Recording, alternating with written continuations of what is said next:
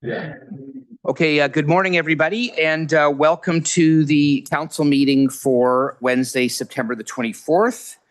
Where has September gone? I'd like to call this meeting to order. We are gathering on lands that have been home to First Nation people from time immemorial. We acknowledge that what we now call Richmond Hill is on the treaty lands and territories of the Mississaugas of the Credit First Nation and the Mississauga and Chippewa Nations of the Williams Treaty. We also recognize that we are on part of the traditional territories of the Haudenosaunee and the Huron-Wendat. We would also like to acknowledge all First Nation, Inuit, and Métis people from across North America, also known as Turtle Island, who now reside in the city of Richmond Hill. We are committed to rebuilding constructive and cooperative relationships. So at this time, if you can, please stand for our national anthem.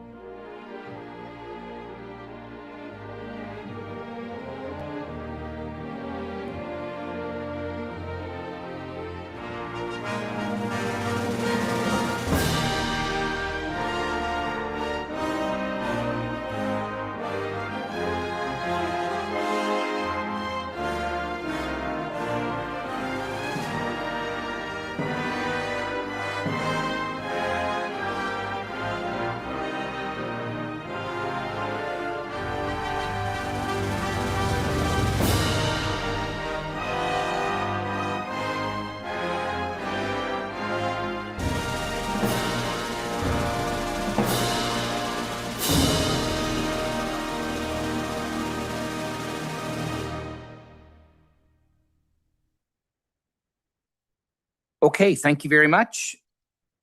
Our public forum today, we have Jeff Green regarding our urban forest. So Mr. Green, if you want to come up, you've got 5 minutes to address council. Can I give a handout before I begin? Sure.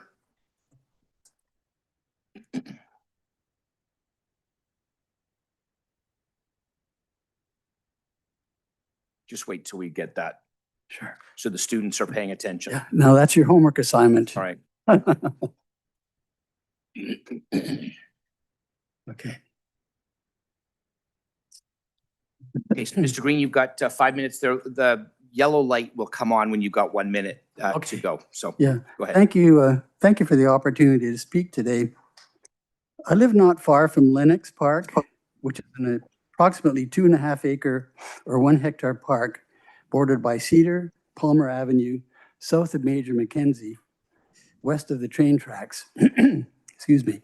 Several years ago, 6 oak trees were planted in this park. Of these 6 trees, 5 have died and 1 survives precariously. The cost of planting 1 tree is $800, and that figure was quoted me by a Richmond Hill arborist. So these 6 trees planted cost Richmond Hill $4,800. As 5 have died, the cost to replace them, if the city decides to replace them, would be $4,000. Richmond Hill has 165 parks. If we estimate that each park lost 1 tree, the annual cost of these lost trees is 165 times 800, which is $132,000 per year in lost trees. This estimate of 1 tree lost per park is probably an underestimate. I propose the following to reduce the high cost of replacing trees that have died. 1, I propose to prioritize trees that have been planted in parks for watering once per week. Given that the annual cost of losing these trees exceeds $100,000, there is a strong financial incentive to save these trees. It is possible to water each recently planted tree, up to 5 years old, once per week in the 165 parks if this is organized properly. For the trees along roads in front of houses, I propose a campaign by the city, something to the effect of Partners to Preserve Our Urban Forest, or some catchy jingle similar. A card could be included with the mailing out of the spring tax bill or with the spring water bill. Excuse me. The message would be that the residents and the city of Richmond Hill are partners in preserving our urban trees and requesting residents water the city tree planted in front of their house from June through September. Presently, when a tree is planted in front of a residence, there is a card that should be left at the residence where the tree is planted, encouraging the homeowner to take care of the tree. After talking with 2 homeowners down the street from where I live, they indicated that no such card was left at their residence. So as part of the solution to save our urban forest, I would urge the city to ensure that these cards are left when a tree is planted in front of a house. And these cards are already, they've been printed by the city of Richmond Hill. And it's part of their official policy to leave them when a tree is planted. As climate change is happening, I believe the city should prepare for many dry summers in the future, which will ensure survival of our urban forest. In conclusion, I believe the city of Richmond Hill could save in excess of $100,000 per year. By saving our urban trees, the city will have a more beautiful and green landscape. You cannot put a dollar value on a more beautiful and green Richmond Hill. Future generations will appreciate Council's foresight in ensuring the flourishing of our urban forest. Thank you. Thanks very much, Mr. Green. We appreciate that, and urban forests are certainly an important part of our landscape here in Richmond Hill. So thank you very much for that. The next item on our agenda is council announcements. Who has council announcements? Councillor Silowitz. Thank you, Mr. Mayor, and welcome to everyone attending in council and watching us online. I just wanted to make note of this week being the celebration of the Jewish New Year, known as Rosh Hashanah. And it began at sunset on Monday, and it continues for 8 days. And on the 8th day, we then also celebrate Yom Kippur. So I just wanted to wish all of our Jewish residents, neighbors, and friends, Shana Tova. May you all be inscribed in the book of life in the coming year, and may we all soon see peace in our time once again. Thank you. No, thank you, Councillor. Shana Tova to you and your family as well, and to all of our Jewish residents as well. Anybody else for council announcements? Okay, seeing none. A lot happened on the weekend. It's been, the last few weekends have been very busy, but I just want to give a shout out to the Richmond Hill Baptist Church that invited us to its 70th anniversary on the weekend. And, you know, I was thinking a little bit about that. 70 years is a long time for them to be in that location. And it really, I think it goes without saying that the city has certainly changed a lot since then. As a matter of fact, I was looking up who was the mayor at the time that happened, and there was not a mayor. It was a reeve because we weren't yet actually a town. And so now that we're a city, I think a lot has changed. But that institution, as all of our other religious institutions that have come since that time and also been there before that time, have played such an important part of our community. So congratulations and happy anniversary to the Richmond Hill Baptist Church. So with that being said, is there any introduction of emergency or time-sensitive matters? Seeing none, I need a motion to adopt the agenda. Councillor Silowitz, Councillor Tree, all those in favor? Opposed? That carries. Disclosures of pecuniary interest and the general nature thereof. Okay, seeing none, Mr. Clerk. Adoption of previous council minutes. We have council public meeting, on September the 9th and a council meeting on September the 10th. I need a motion to adopt those two very exciting and riveting documents. Councillor Shu, Councillor Tree, all those in favor? Opposed? That carries.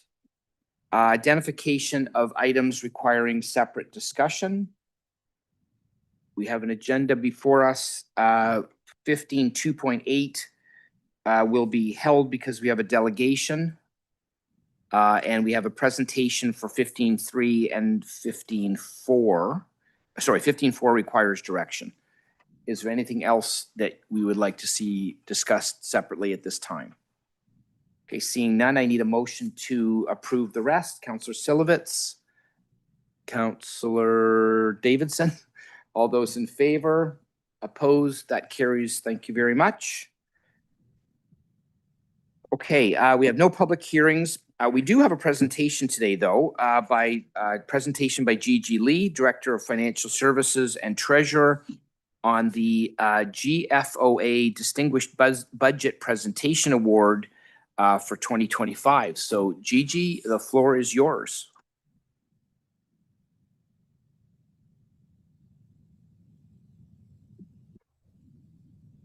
Good morning, Mr. Mayor and members of council.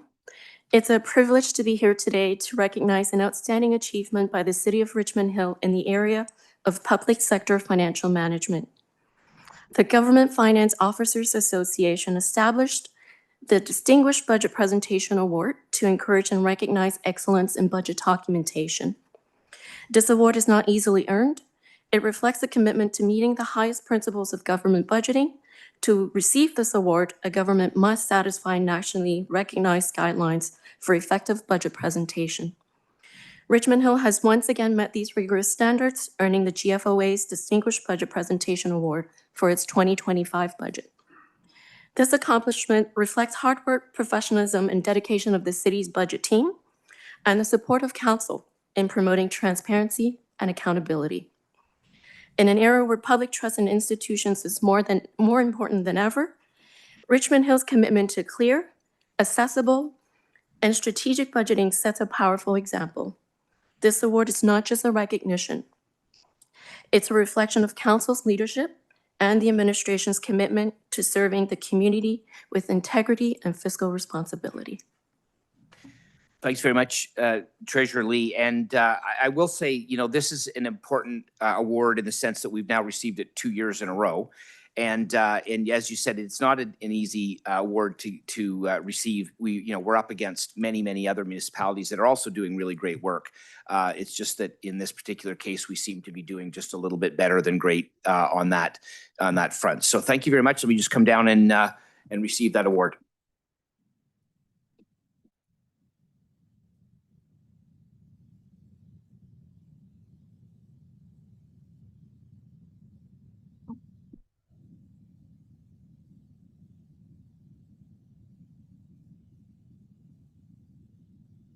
That's great. Well done, Gigi. Do you want to hang on to that?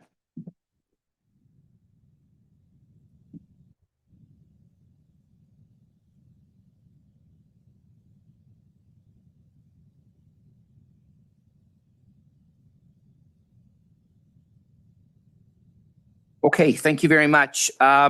We now have a presentation by Thomas Hertel, Service Planning Manager from York Region Transit, regarding the 2026 Transit Initiative. So, Thomas, thank you very much for being here, and welcome to Richmond Hill. I hope you took transit here. Unfortunately, not today. Okay. But I do sometimes. Thank you very much. There's a slide deck. Thank you. Thank you very much, Mr. Mayor, members of council, for having me back here again today to provide an update on YRT services and specifically our 2026 annual plan. With me in the audience, I have Richard Montoya, who's Director of Transit at YRT, and Michelle Liu, who's one of the service planners and service planner for Richmond Hill. So I'll start off with the agenda. Before getting into the 2026 annual plan, I want to highlight the annual plan cycle, how it works.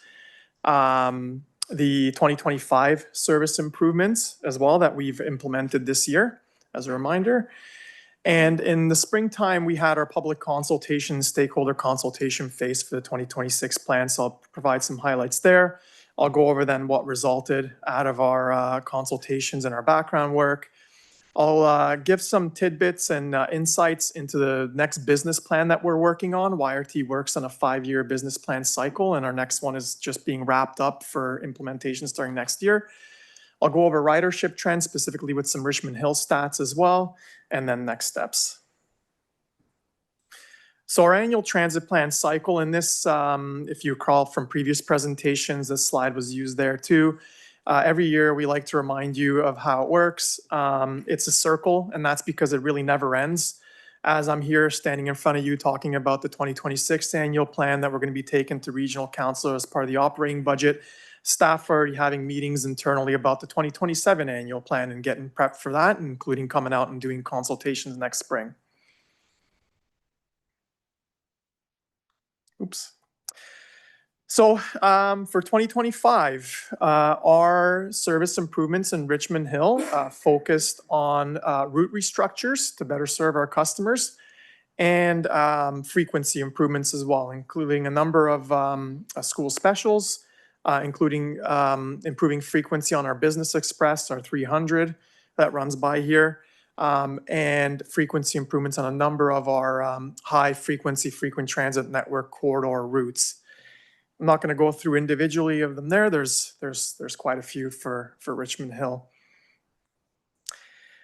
Our stakeholder and public consultations, we started off, as we usually do, with a meeting with city staff, as we do with all 9 local municipalities. That happened March 18th. We had some great discussions about our on-request service, which keeps growing. City staff shared information on feedback they've received on transit from the city's transportation master plan consultations. We discussed micromobility, which YRT supports in the fact that they're allowed on our buses. Scooters being what's allowed on our buses, and bikes as well. And then we went into our public consultation phase, and the backbone of that every year is our social pinpoint virtual engagement, which was open for a month. We received close to 1,000 comments there. And every year we do 2 public engagement events in each local municipality. And in Richmond Hill this year, that was at Richmond Hill Green and at Richmond Hill Center Terminal. Now, having said all that, we also have staff are engaged year round with the city of Richmond Hill. And we attend events. We came out to the Earth Day festivities, as well as receiving input and attending the age-friendly community council meeting back in May. So the feedback we received as part of the 2026 annual plan consultations, the key ones are highlighted here. This is what we heard about the most in Richmond Hill. Number 1 being a request for improved frequency, which is what we like to hear because that's always what we're trying to do. And increased service span on Viva, our frequent transit network, and our express routes. There was a request for improved signal priority on Yonge Street for Viva Blue. That's something we continue to advocate for as well. Some complexities there. We received requests for improved transit service in Oak Ridges, which I'll also go over a little bit later on, I believe in the next slide, actually, what we're doing up there. And requests to extend Route 90 up to 19th Avenue. As we all know, the development continues along Leslie Street going north.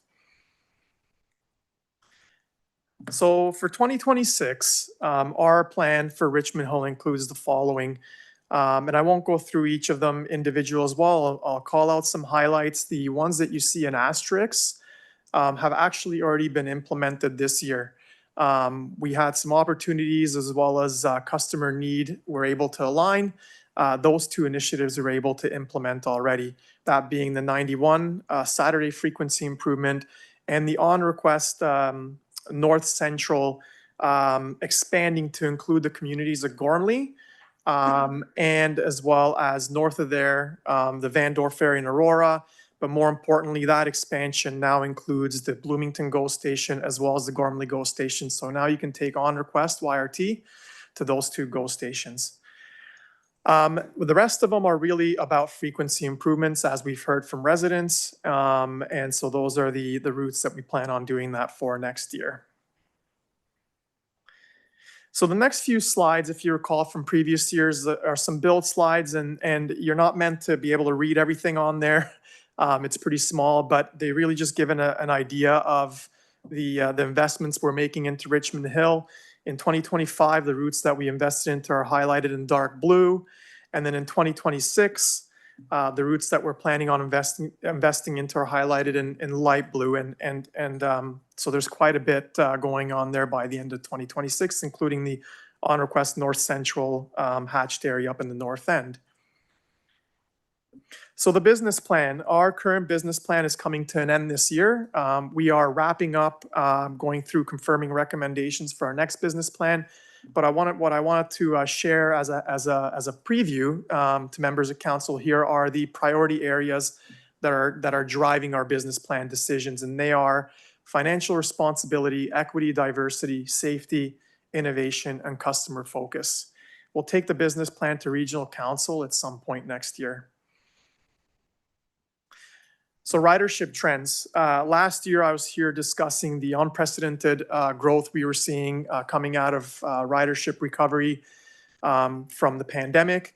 We all knew that that couldn't continue forever, and lo and behold, transit ridership is leveling off. This is not just a YRT phenomenon. This is across all transit systems in the GTA. For Richmond Hill specifically, we've seen a 1% ridership growth from year to date last year to year to date this year. But what I will say is that Richmond Hill continues to make up 22% of overall YRT ridership, which is higher than Richmond Hill's share of York Region population. So it shows that what we like to think that residents are receptive to our services. Finally, next steps. So we will be taking the 2026 annual plan as part of the operating budget to regional council. We're going to wrap up the actual document, put it online early next year. And as I mentioned before, we've already started working on our 2027 annual plan process, which will be coming back next year in the spring to consult with residents and stakeholders. Thank you very much. Happy to take any questions, comments. No, thank you very much. We'll open that up to questions from council. I guess we should do we need a motion to receive the presentation? Councillor Davidson, do you want to do that as well? Okay, go ahead. Thank you. And through you, Mr. Chair, thank you for the presentation. I represent Oak Ridges, so I'm super excited to see some of those dark blue lines in Oak Ridges, because we are 40,000 people in Oak Ridges, and Yes. you can live at Bathurst and Bloomington and need to get to King and Yonge, and you're going to hoof it because it's really hard to get there. I'm just wondering, on a personal note, my name's Carol Davidson, could you email me a simple explanation or a simple message that I can share with residents about on demand? I feel like nobody necessarily knows it, or they think it's for people with mobility issues, and I don't even understand it really. Like, what's the capacity? Say 30 people wanted to get a train at Bloomington and they called that number. How does it work? Of course, that's a great idea. Happy to do that. And if you like, we can even set up a bit of a discussion. We can walk you through it. Great. Could you just maybe walk us through the highlights of the service right now, just so anybody listening could understand that as well? Of course. So we have primarily three types of on-demand service. One being what we've already had is the paratransit service, which is application-based. It's region-wide and will take you anywhere within the region and even connect into neighboring municipalities. So that's always been around. We have I'll leave on-demand that's available for everyone for last. We have a 65+ service as well. That was implemented in the pandemic, mainly to help get seniors to vaccination appointments, things like that. But it's an award-winning service. It had such great uptake, we kept it. That is available region-wide for anybody 65+ years of age. That service will take you from where you're starting to within 5 kilometers of that location. So that's available to seniors. Now, when I talked about On Request North Central, that is our YRT On Request service. That is available to everyone, no application needed. The way that service works is that service will take you door to door in a location where there's no other transit service available. If there is other transit service area available, as we primarily see in the southern parts of Richmond Hill, maybe not so much the north, it will connect you to a route, to a fixed route. if that connection is a good one, and there's a complex algorithm to determine that. So that service is available to everyone. You may get a door-to-door trip. You may get a connection onto a fixed route. Our plans for that service, basically it covers all the Northern York region. We continue to bring it southward. It's primarily mostly used in the rural areas where there's no other transit available, but is also a nice piece in southern areas where there may be some little bits of missing service gaps for people that maybe can't walk longer distances to get to fixed route transit. There's an app for it. You can download it from the App Store. It works quite similar to Uber. But my counterparts back keep reminding me to not make those comparisons. We're still public transit, but the app works very similarly to Uber. You get notifications of when your vehicle is going to be arriving. There's a mapping component, things like that. Thank you, through you, Mr. Chair. Great idea. Great idea. Well, you know what? I mean, I don't want to drill you about it here, but I do think I look forward to either talking to you or receiving some kind of messaging so that residents can understand. I assume there's got to be a certain amount of distance between you and, say, the Yonge Street, Viva, for you to be for you to be able to use the on demand. Okay, so That's all that right. stuff. Okay, great. Yeah. Well, thank you, and I'm super excited that people are expanding, because especially the next generation, those kids are living at home and don't have a car, and so it looks like you're on the right track. So thank you. Okay, anybody else? We need a seconder for that as well. Deputy Mayor Chan. Thank you very much, Mr. Mayor. I'm happy to second the motion. Thank you for coming to do your rounds every year. Good to see you coming along with your colleagues. Like my colleague Oak Ridges, and I'm glad, I think she's glad, I'm glad to see it's going to improve the service in that particular part of the city. And you explained already, I like to call that last mile for delivery. I wish you had that on Bayview on the 91, I believe. Relating to seniors, I'm glad you bring it out. Could you also touch on YLT actually does have a program that helps for, how I put it, people who might need it, but as a family might need some support assistance. You mind to elaborate on the program? You're nodding. I think you know what I'm talking about. Through Mr. Chair. I think the public wants to know about it too. Yeah. Sure. Yeah. Thank you. Through Mayor West. So I think you're referring to the My Ride program. And previous years, we've mentioned slide deck. This year, we had the business plan, but I'm glad you called it out. So it's travel training, essentially. Anyone can call us, email us, request travel training. What we'll do is we'll work with the customer, find out their travel needs, and build a plan for them. We'll even go on the bus with them, take them on the bus, ride with them, make sure they're comfortable with paying the fare, how everything works. It's a very popular program with newcomers groups, seniors groups. We've often been called out to many meetings, and we did a little bit of it actually at the Aging Friendly Council meeting as well.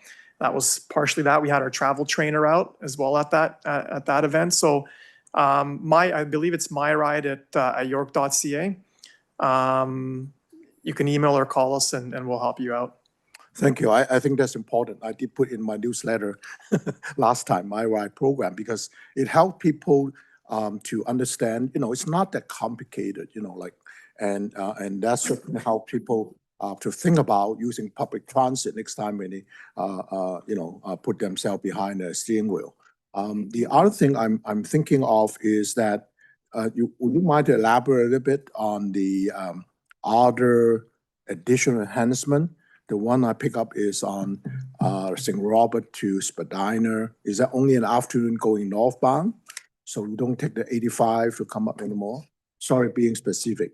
Yeah, no, let me call up my notes here. So that's a 2026, that's a 2026 service improvement. St. Robert. So yeah, in September 2026, we're going to be introducing one additional afternoon trip. So the routing, I believe, remains the same. We've just had ridership growth that we need more buses to get the students home. But the current 85 still continues, I think. Oh, yes. Okay. Yeah. Thank you. But just to confirm, I think it stops now the 91 Bayview onto the York Region Transit station now. That's been stopped, is it not correct? Through Mr. Chair. Through Mr. Chair, the No mile again.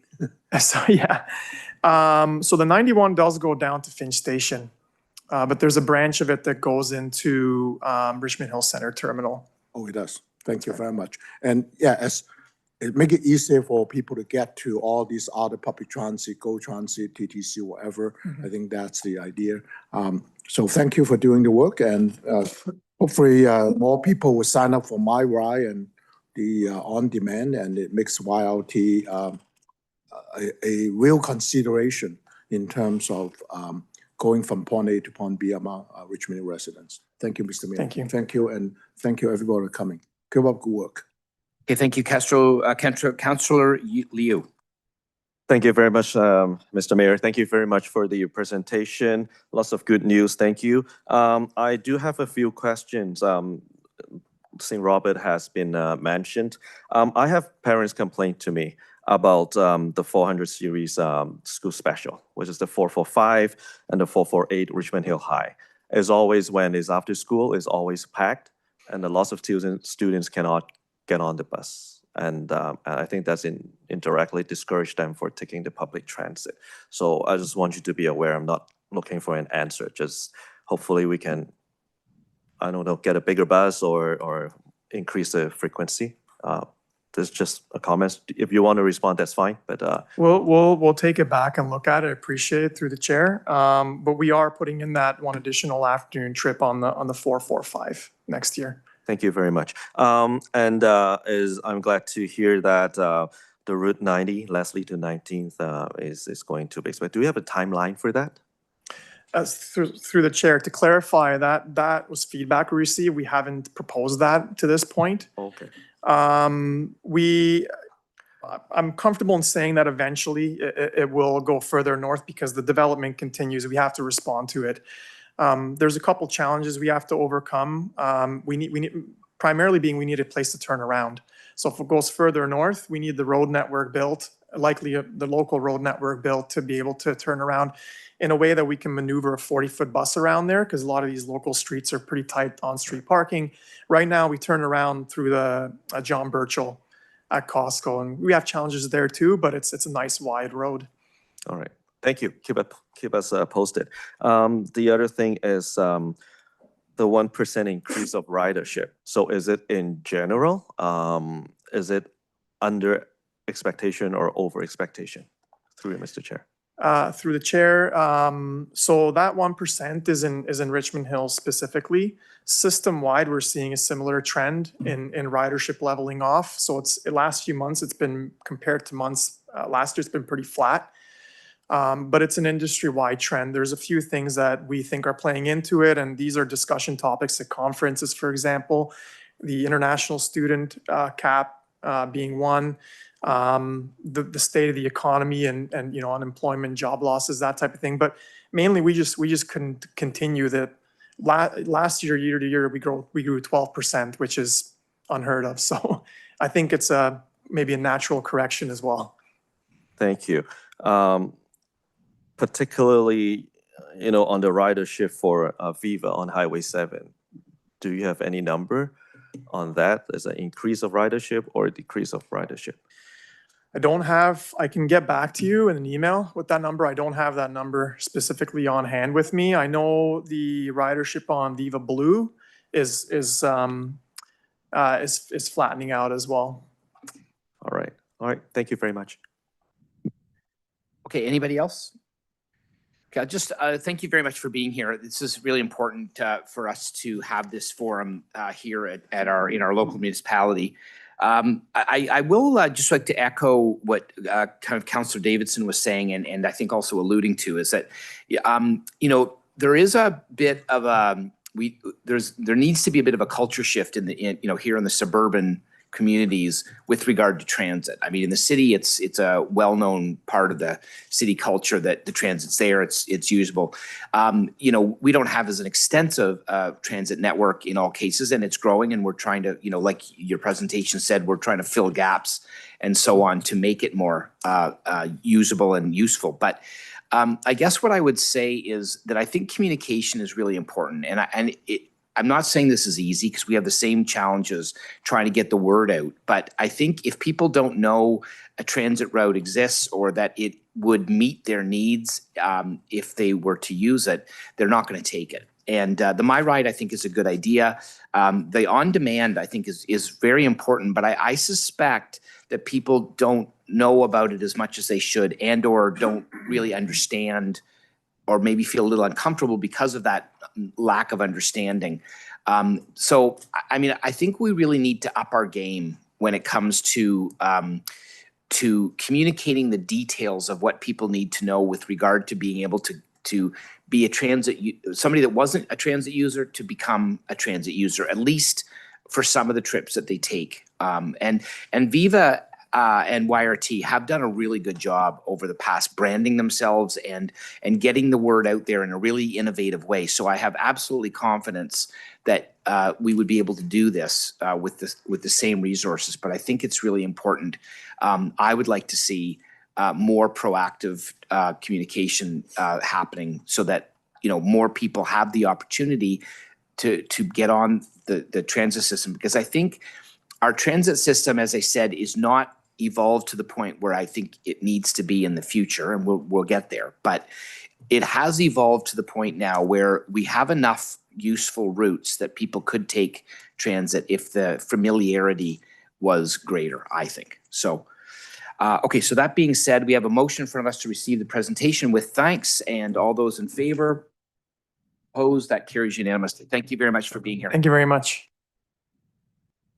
Okay, so we have our next is a presentation by Suzanne Craig, our Integrity Commissioner, regarding the annual report of the city's Integrity Commissioner, which is item 15.3. So welcome, Ms. Craig, and I see you're here virtually, and go ahead whenever you're ready. Thank you very much.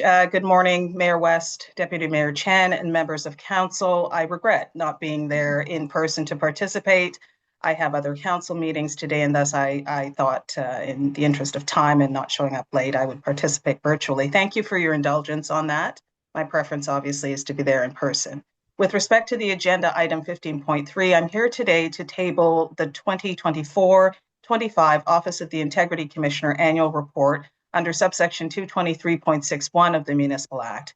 This report covers the period from May 2024 to June 2025.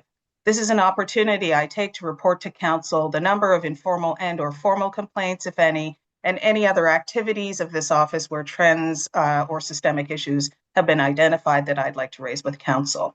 In the reporting period covered by this annual report, there were 3 informal complaints, all of which were dismissed as the matters raised were not matters that ran afoul of code rules and presented no wrongdoing on the part of any member of council. As you know, informal complaints under the procedures are where the complainant decides that they would like to take a facilitated route as opposed to the formal route. And even in those instances, if there is no actual code rule triggered, I would advise the complainant, happy to receive their complaint, but it is not a matter that I believe should be investigated or in any way further addressed because it doesn't trigger code rules. With respect to item 15.4 on the agenda, I don't want to complicate things, but I'm going to roll it into my presentation of the annual report. In the annual report, I state that there was 1 formal complaint brought forward under the formal complaint process. Given the sensitivity of the subject of the complaint, I only provided a summary report to council, which I submit to you today as item 15.4. Section 6.22 of the Code Complaint Procedure states that if after completing an investigation, I find that the member has contravened a code provision, I will provide a report with the findings and make recommendations to council. It also states that the Integrity Commissioner may choose to report to council on investigations where the member has not been found to have contravened the code. And this generally occurs when there are matters of importance of fairness or safety or systemic issues or extraordinary circumstances that I want to raise with council, and I think are necessary to raise with council. In the code complaint before you, under item 15.4, I concluded that the respondent member of council did not contravene the code of conduct. He did not fall short of his ethical obligations as a member of council. However, I decided to exercise my discretion to report to council because my investigation raised concerns about access to municipal offices and nepotism. My investigation, and you will see in the report, highlighted that a spouse or family member should not be involved in the operations of the office of a municipal member of council, absent an employment relationship in accordance with the nepotism policy. I also stated that spouses and family members should not be provided access to any city technology, email accounts, or other non-public information. And finally, I stated it's a given that confidential information is discussed and available in the council office area. Thus, while it might be appropriate for a family member to be escorted by a member into their office space if they drop in from time to time, councillor spouses and family members should not be regularly attending councillor offices. Again, I reiterate that I did not find that this member contravened the code of conduct. The respondent's spouse is not subject to the code of conduct. I did not make any findings about her alleged conduct, and all of the allegations that I set out in the report should be understood to be allegations only. To be very clear, I've set out conduct because the allegations highlight for council potential problems that I see with city policies and inform why I've made these recommendations to you today. The respondent is held in the highest regard at the city. This was very clear from the investigation. He's been an elected member of council for over 15 years and has served with commitment to the city and its residents. That being said, a member of council's office is not their personal space, but rather a part of the organization assigned to them to conduct the business of the city. Staff should not receive direction from members of council or staff delegated with that authority. The city is an employer and must ensure that employees work in a safe environment free from harassment, intimidation, and bullying. A member's office is not their personal space, nor can a member allow their family member or associate to wander around areas dedicated to municipal staff. The independent investigator that I engaged to carry out the workplace harassment investigation advised that the respectful workplace policy does not extend to the review of actions of a non-employee. And in any event, the investigator found that the allegations of harassment with respect to the respondent's spouse, while outside of the policy jurisdiction, were unsubstantiated.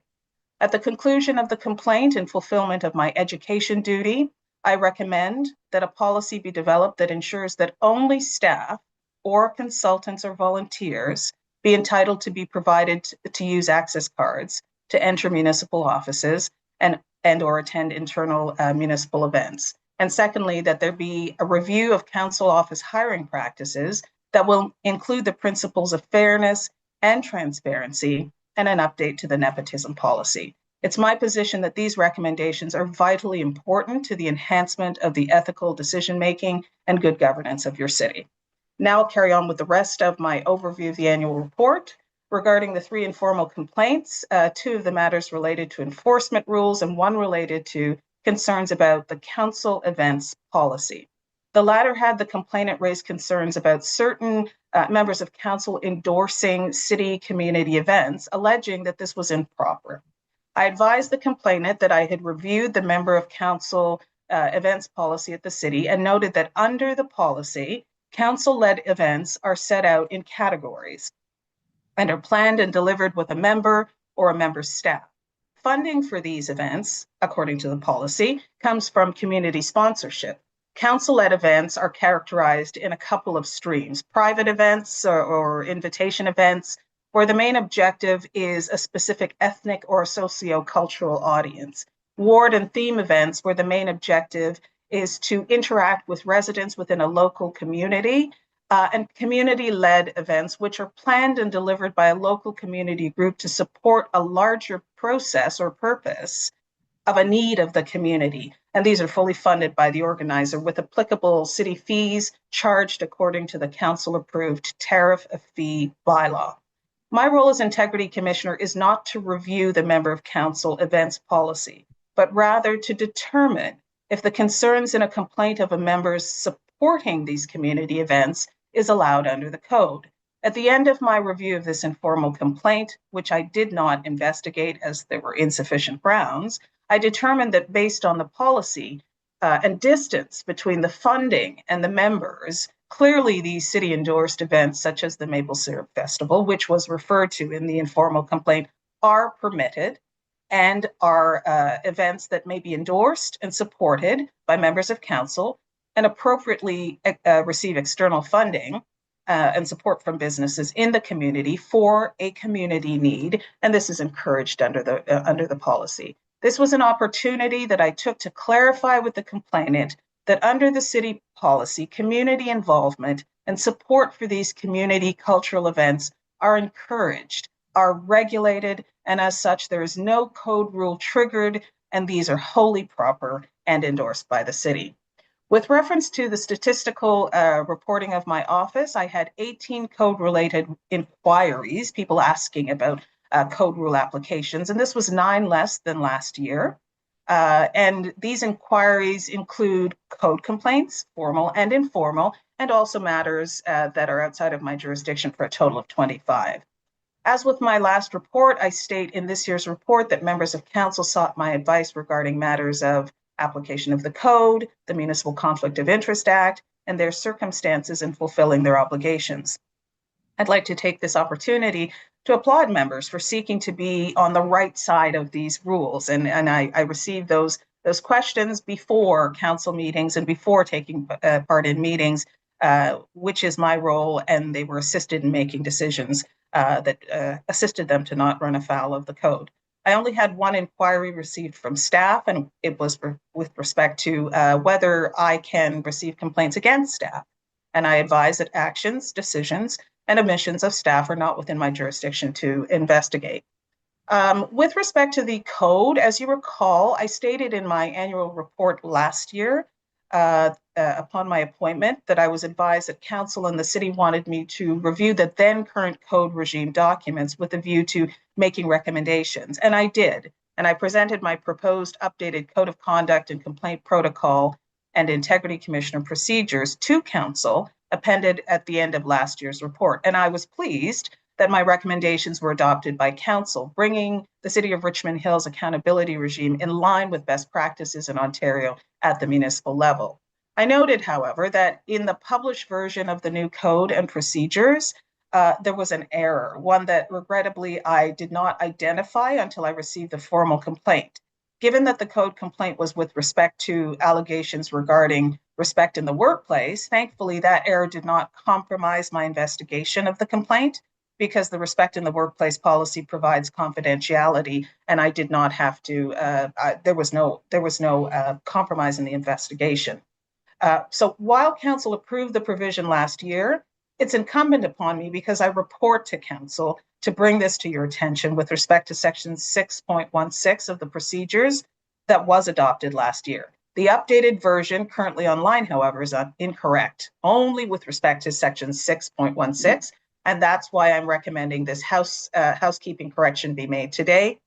I close in my annual report by highlighting Bill 9, the Municipal Accountability Act 2025. On May 1st, as you all know, the Ontario government announced Bill 9, which is substantively the reintroduction of legislation originally proposed under Bill 241, the Municipal Accountability Act 2024, prior to the provincial election. If passed, Bill 9 would enable the creation of a new standardized municipal code of conduct, integrity commissioner inquiry process that would be consistent throughout the province and all municipalities, and a mandatory code of conduct training for members of council, certain local boards, and integrity commissioners. The Government of Ontario sought input from members of council and other interested parties. Many integrity commissioners provided their input. I put in submission as Suzanne Cred, integrity commissioner, not on the part of any particular municipality, giving my insight into how the current process works, in many jurisdictions. The City of Richmond Hill has a robust accountability regime, and any changes with a uniform code introduction would not be significant for your municipality because you've covered most of the bases and some. In the event that it becomes law, in my education role, I will come before council and work with your staff to ensure implementation at the city. So I respectfully set out version 6.16 to be corrected online. It was approved, but it was incorrectly posted online, and regrettably, I did not catch that. Because I report to you, I'm asking that it be corrected. I have to, I can't just correct it. As well, I respectfully submit Code of Conduct Complaint 120224 for council's consideration and receipt of my policy recommendations. I'd like to thank council members for their support of the city's accountability regime and my office. And again, this year, I would like to acknowledge the city clerk and his staff for assisting me with navigating the policies of the city. Thank you for your attention. I'll take any questions. Thank you very much, Commissioner Craig. So I'll open it up to council here for questions. Is there any questions of Commissioner Craig? And I guess we need a motion to receive the presentation, so we can do that as well. Councillor Davidson. Thank you. I just have a question. So if we have questions about this report, but then we want to talk about recommendations, that's a different discussion. Is there a way to put together, because it sounds like the Integrity Commissioner is quite busy today. Yeah, Can we deal with both at the same time now? Yes, so this is, her presentation has dealt with both of the reports. So I think it's, we can take questions on either of the two reports. And when this comes before council in a few minutes, we can decide whether we're going to do it individually or as both at the same time. But let's deal with this. Right now, we have Commissioner Craig here, so ask questions on anything that you have with either of the two reports. Does that answer your question?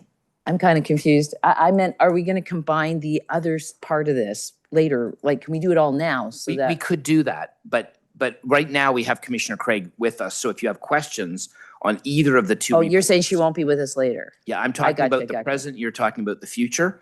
But the present is we have Commissioner Craig here, and so we should take advantage of that time. So if there's any questions on either of the reports or, essentially anything that she's presented, then this is the time to do it. Okay, thank you. Okay, Go ahead. well, so thank you through you, Mr. Chair. Thank you, Madam Commissioner. I don't know how much you can tell us, but when you get a complaint about a member of council, what is the procedure? Do you talk to the complainant and all people, or your person who works for you? How are these investigated? Just briefly, I'm interested to know. Thank you very much. Through the chair to Councillor. Generally speaking, when I receive a code complaint, notify them. I conduct a preliminary review to determine if it rises to the level of a complaint grounds, if it's a policy issue, if it's an access request. If I have jurisdiction, I will open a file, pardon me, and then I will notify the member of council. I, from time to time, use other associates in my organization, but I have my hands on all investigations. In this particular case, it was an allegation of harassment by a member of council. And the code actually has a section that deals with a bifurcation of the process where the Integrity Commissioner will either get a independent investigator on a roster of the city, or I will engage my own independent investigator for the purposes of the workplace harassment investigation. I did that. And so I interviewed the member of council. I interviewed other individuals, including the employee. I interviewed staff. But in addition to my comments and my interviews, the independent investigator, for the purposes of the rules of the respectful workplace, also interviewed these individuals. At the end of her investigation, she gave a report. Was there a breach of the respect in the workplace policy? She said, the individual who was alleged to have made harassment actions was not covered by the respect in the workplace policy, and no, the member of council did not. So I took that report, and then I took my findings, and I spoke with the member of council. I spoke to other individuals. And then I made my draft findings as it related to respect in the workplace, but as it related also to other issues, because there was the issue of confidentiality. There was the issue of use of town resources. So specific to this particular code of conduct investigation, had my hands on from the beginning, gave a bifurcated process for the independent investigator, got the report, it came back, I had carriage, I interviewed and spoke with the member and others, I came up with my findings, I gave my draft findings to the member, even though I did not find a breach. I always give the member of council with whom I have, to the individual that I investigated, a copy of my findings so they know. I can't just leave them hanging what happened in that circumstance, even though I have found them to not have breached the code. And then I conclude with any comments that they want to provide to me. So I think I might have gone a little off topic, but what I'm saying is I rarely use associates, but when I do use associates, it will be for a portion of that investigation, and I have carriage and oversight on that piece that they are conducting, and then it comes back with me. And throughout the process, I'm speaking with the member, I'm speaking with the complainant, I'm speaking with staff, I'm speaking with others who are important to the investigation. Thank you. Through Mr. Chair, just to clarify one more time. So your job is strictly looking at the 9 of us, and anything else that goes in our offices. There are other avenues, or there should be other avenues for staff to appeal a problem, but you're not the one. It's strictly the 9 members of this council that you look at, not any other people in an office or any other professional setting. Correct. Thank you. Okay, thank you. We need a seconder to receive the report. And is there any other questions? So Councillor Silovitz? Yes, I'll second the report. Thank you, Madam Commissioner. I don't have any questions for Madam Commissioner, but I do have comments that I'll deal with later when it comes forward. Thank you. Okay. Councillor Tree, did you have a question? Okay. Regional Local Councillor DePaulo. Okay. I have a question, and I think I should preface it by saying I really respect the process here and the work done by Ms. Craig, and I understand the need for a code of conduct and the reasons why any member of the public, any member of council or member of the staff here has this recourse if they feel something's inappropriate, and they have the ability to launch a code complaint. And I just want members of council to understand, as was said, that in most cases, if allegations are unsubstantiated or no breach is found, we would not normally be here. And the Integrity Commissioner has every right to bring this forward in public, but because she felt it necessary to direct toward policy. To include the details in this case, but I guess my first question is: do you understand the definition of nepotism, or what in your mind is nepotism? The question to me, Councillor? Yes. Go ahead. Through the chair to the councillor. So there are various policy definitions, high level and layperson. It's where an individual who has authority and power to make decisions, hire, fire, promote, has a personal or private relationship with the individual who is a candidate for hire, fire, or promotion, and uses the influence of their office to curry favor for that individual. I'm not citing your policy. I'm citing a general high-level layperson definition you asked. Okay, and I concur with that definition, but in what you've just said, and my belief with the definition, in order for there to be any inference of nepotism, there has to be an employee. There has to be someone that's paid in some way, shape, or form, that is either hired because of a relationship or is favored because of a relationship. But if someone is not being paid in any way, what what relationship does it have to a nepotism? And if you want to make suggestions about a nepotism policy, why didn't that come in your annual report? Why is it linked to the allegations against me? Through the mayor, to the councillor, I'll answer the last part of your question first. My jurisdiction, as pointed out by the previous speaker, is with respect to application of the rules of the Code of Conduct, the Municipal Conflict of Interest Act, and the conduct of members of council and local boards. I do not have jurisdiction over staff policies, except in insofar as there is an intersection between the policies and the conduct of members of council.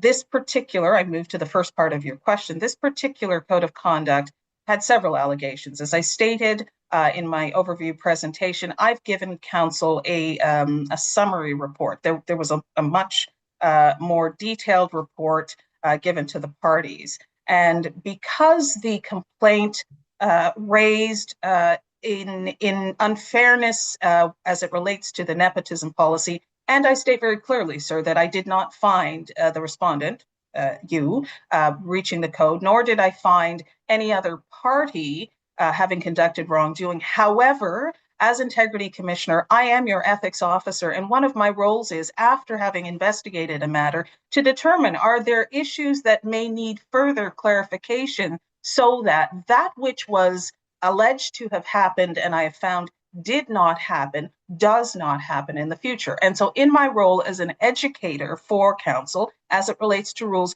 broadly speaking, about your code and intersection with policies, I have recommended, not that I will change your policy, but that the policy be clarified and made more clear so that members of council and the public and staff understand the boundaries. And so why did I not include it in the annual report? It's not within my jurisdiction to make any changes to policy. Why did I include it in the Code of Conduct investigation report? Because it was germane to the complaint, and even though I made no finding of breach, it is something that I believe is a systemic issue that needs to be addressed in some way by the city.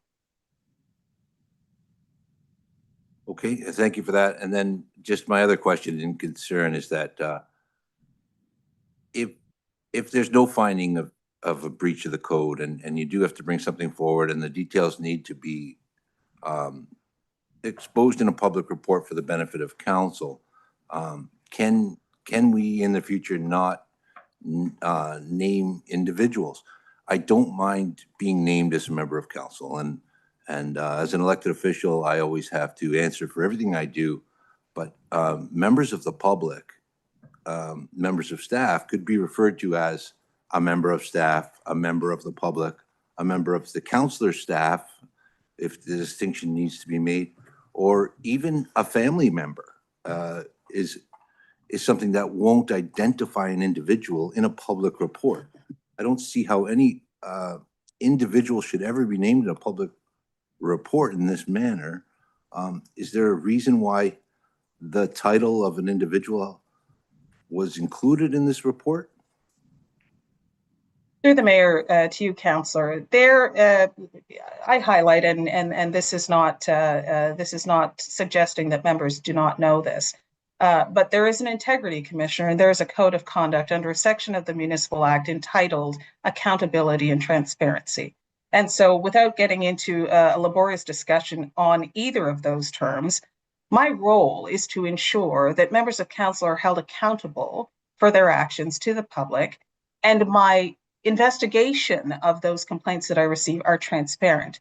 To the extent that I was able to anonymize, as I always do, and I have only presented, I believe, one code of conduct complaint to this council before, in which I named the local board member because a local board member or a councillor are acting in their official capacity, so it's not personal information. Throughout the code complaint, I use the terms complainant or a staff person, and I did use the title of a member of your family, and that was because that although I did not use the individual's name, it was important for the transparency of my investigation. I don't have license to just not say things, and while it was important to use the title of this individual as they relate to your family, I was also very, very intentional in stating that A, they are not covered by the code of conduct. B, I did not have to, but did state very clearly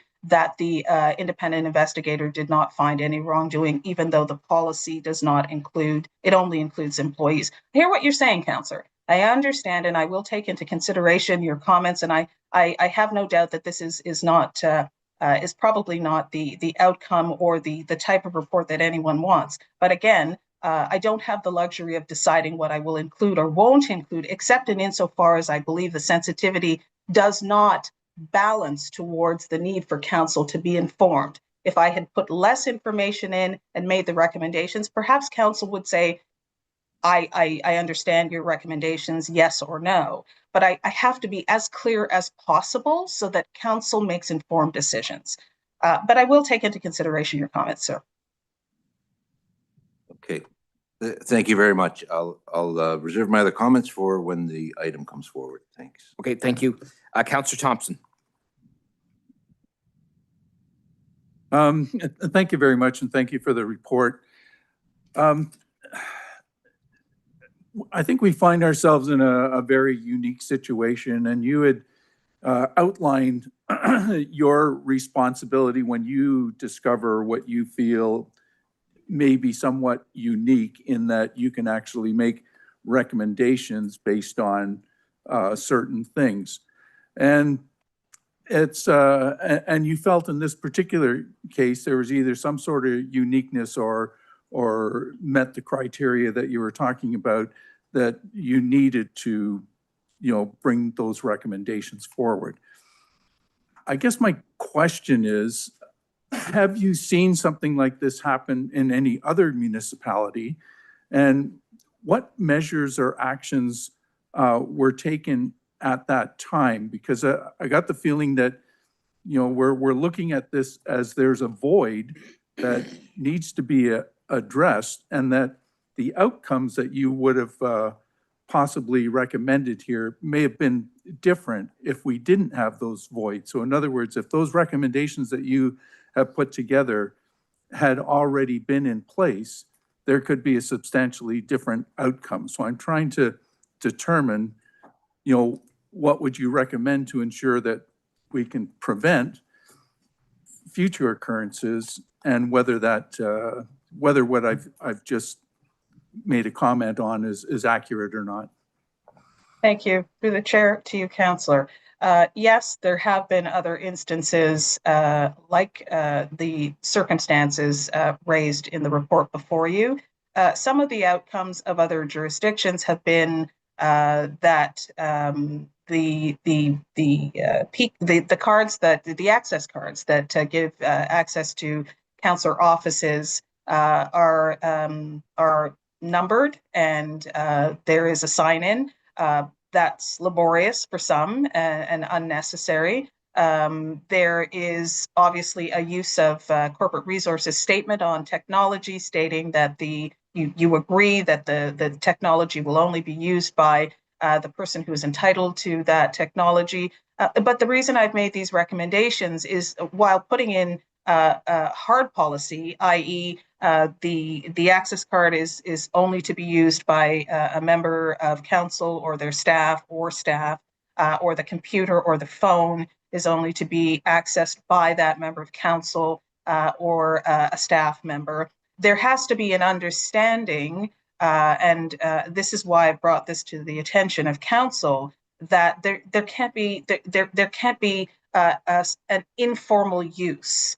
And so to the extent that you cannot regulate how one might use their access card, there has to be a strong statement that you're assigned access to municipal offices because there's confidential information, because other members of staff have to work in an environment where they have their desks and they have information that may be confidential, where municipal events are for staff and not for others. There has to be a strong statement that in addition to the hard policy of assignment to a particular staff person or member of council, the use of technology and corporate resources before you click and start using, there's an understanding of an integrity use of those. And so what I am saying is there is a revisiting, there is perhaps training, there are information bulletins, and there is some sort of a oversight of use of access cards, which, as I investigated, it is certainly there. It is more the actual use of the card holder or the computer holder or the phone holder. Right, thank you for that. And that was one of the things that I found very interesting. And in your report, I wasn't really clear if the access was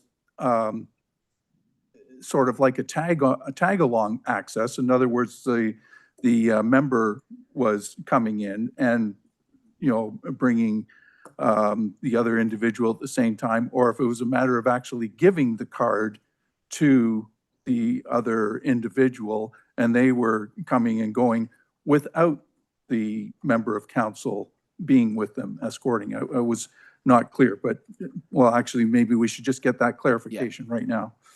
First of all, Mr. Mayor, I'd just like to, subject to the Integrity Commissioner, I'd like to suggest that we should avoid discussing hypotheticals or possibles where the Integrity Commissioner was very clear that there was no sustaining of the allegations in the complaint. And I just would really, I think it's to all our benefit to avoid those hypotheticals.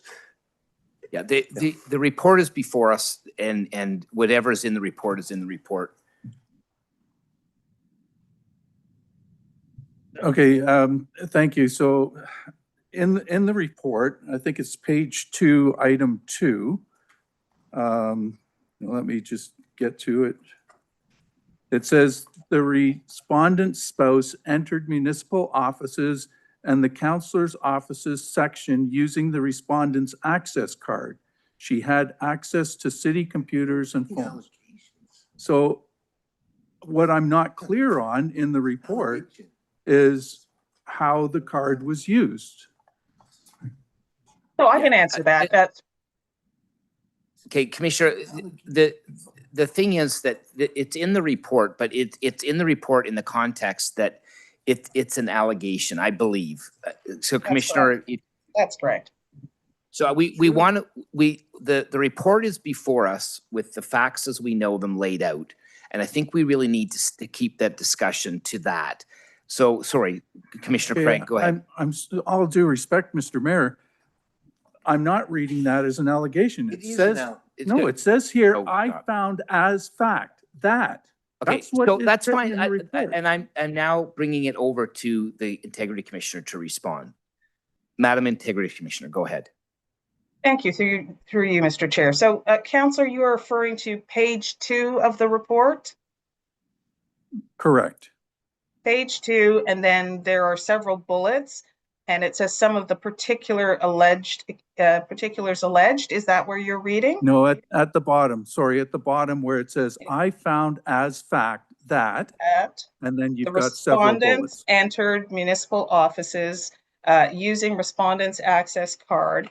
So, sir, when I conduct an investigation, I have information from several sources, and I have facts. What I didn't do is give a detailed report to council. I gave sufficient to make a determination. The individual in question sometimes accompanied the member, other times when the member was at council or elsewhere, may have used the card to re-enter because they were in the building. And that's what I found a fact. Thank you for the clarification. I guess my other question for you would be, I'm trying to determine how our authority differs from yours. So in a situation like this where you can only rule based on the information that's before you and what the current policies that are in place say. And so you're providing recommendations based on that. Does council's authority differ from yours in this respect? Through the chair to the member, I can't speak to your authority. I can speak to my authority as integrity commissioner, and in this particular instance, bringing a code complaint investigation before you. The Municipal Act states that if I find a breach, there are two sanctions that I can recommend to council, and council makes a decision. The protocol that flows from my authority to apply the rules of the code states that I may also bring forward a report to council even when I have found no breach of the code. So my authority is to exercise my discretion to do that and make recommendations. Your authority as council is to receive or not receive my report, receive or not my recommendations, and make a decision on sanctions if there's been a breach. Right, thank you. I guess what I'm reading here is that had those recommendations that you provided already been in place, there could have been a different outcome as well. That is a hypothetical. I appreciate that. I'll withdraw. Those are all my questions at this time. Thank you. Okay, Councillor Liu.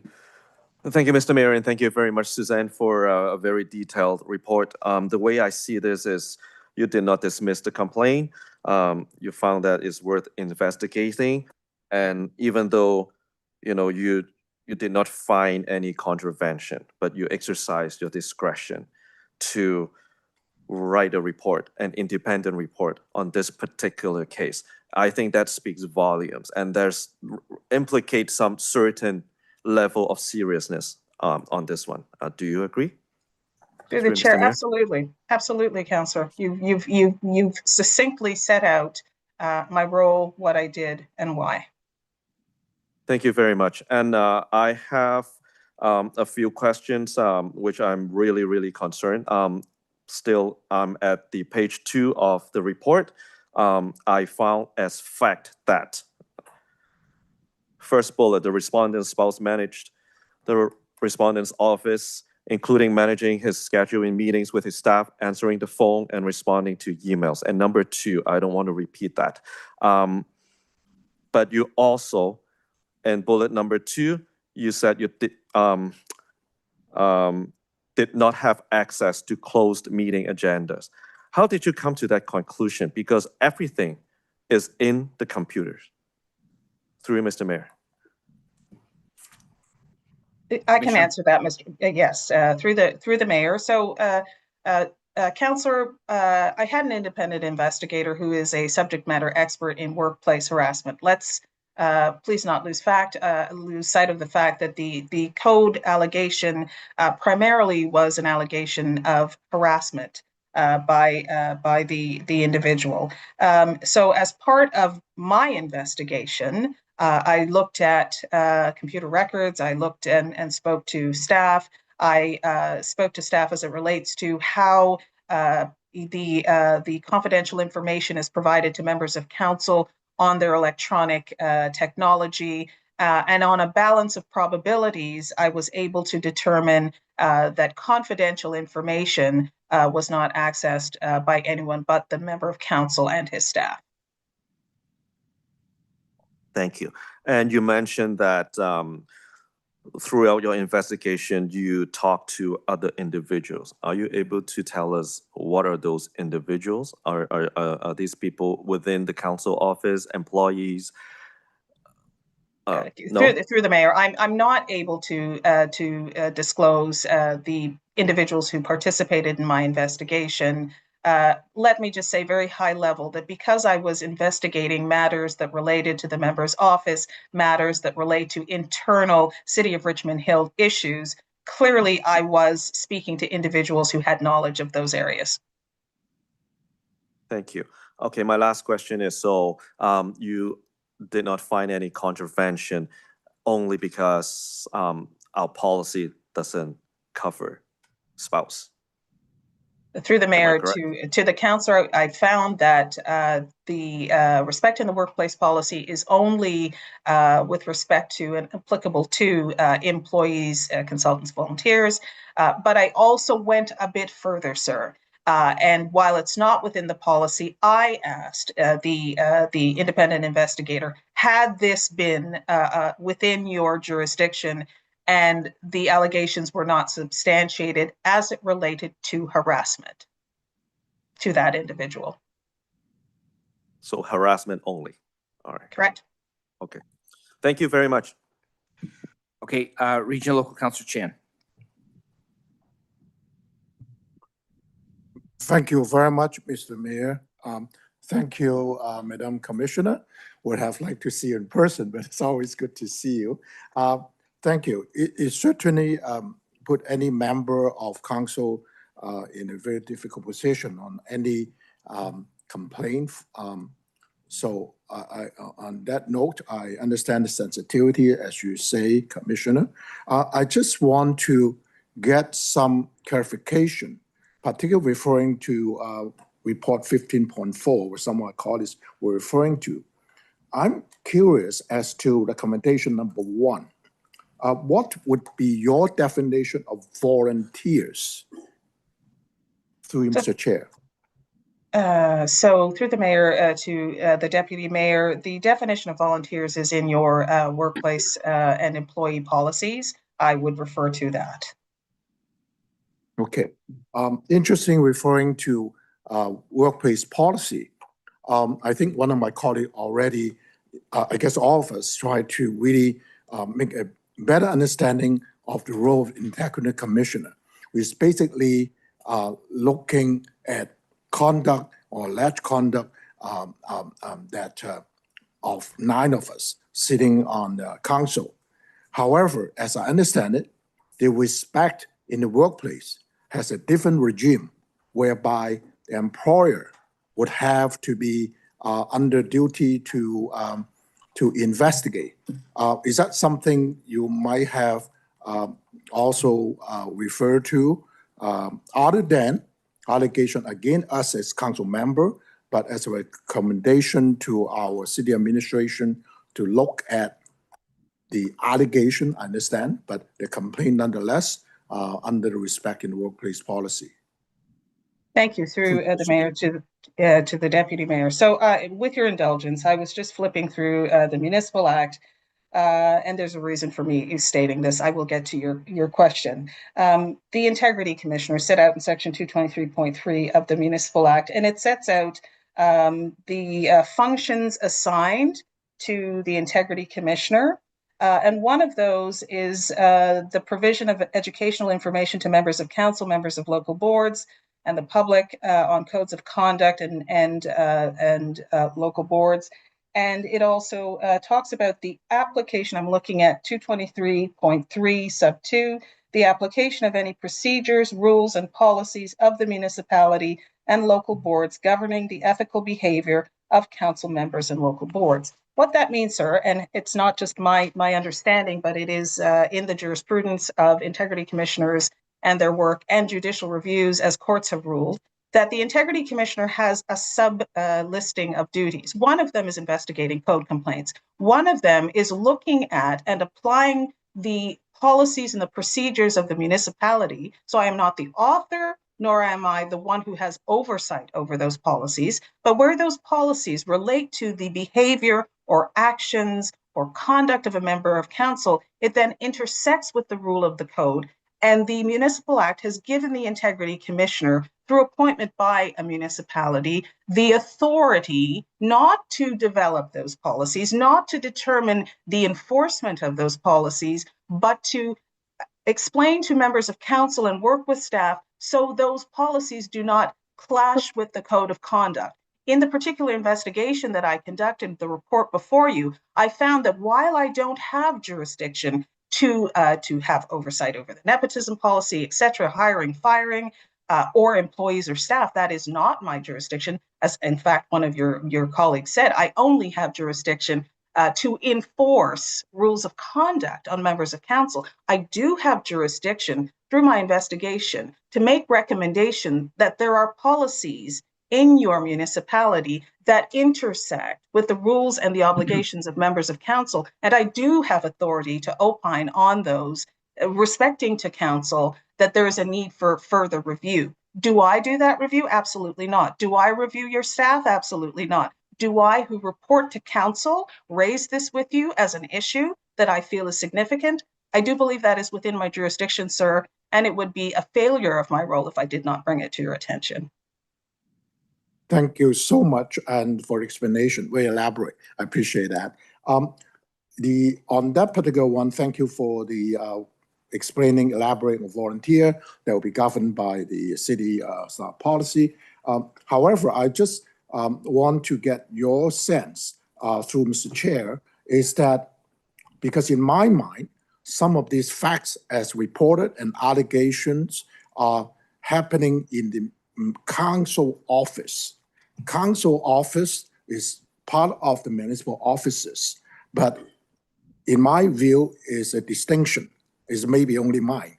The distinction of the council office which comprises of 9 of our council members' offices, including mayor, is a place whereby more likely than so, there are other things that relate to confidential information, either from residents, either from other places.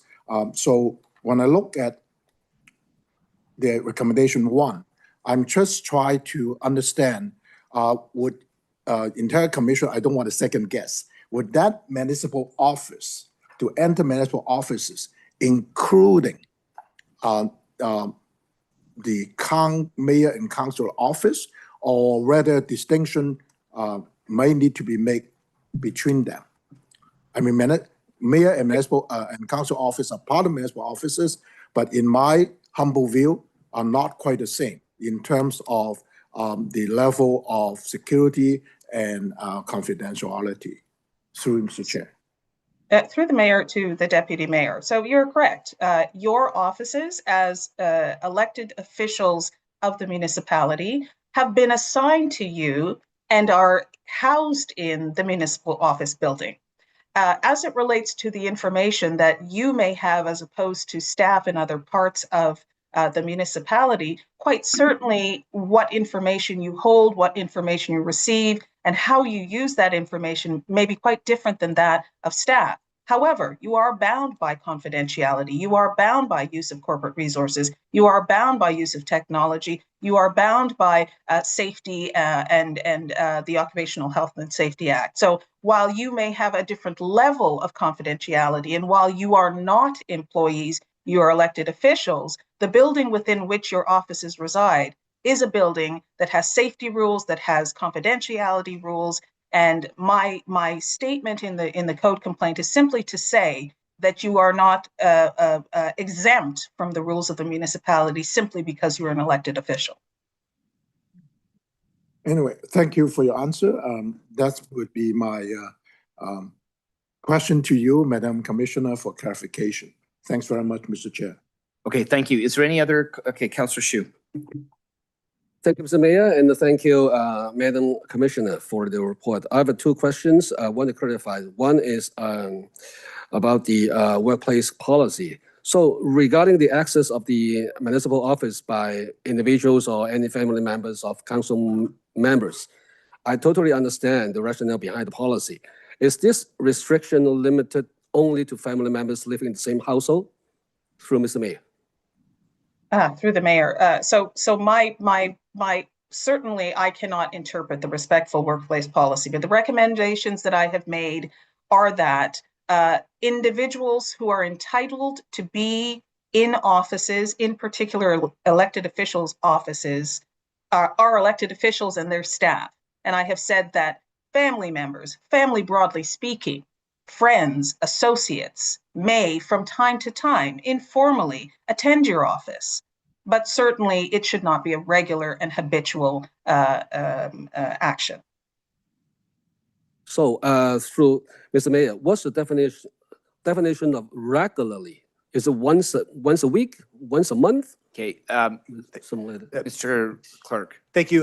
Through the chair, I would just suggest to the councillor, the Integrity Commissioner has not made any specific recommendations about what that policy should contain. And I think what is the appropriate course of action here is what we actually deal with the item.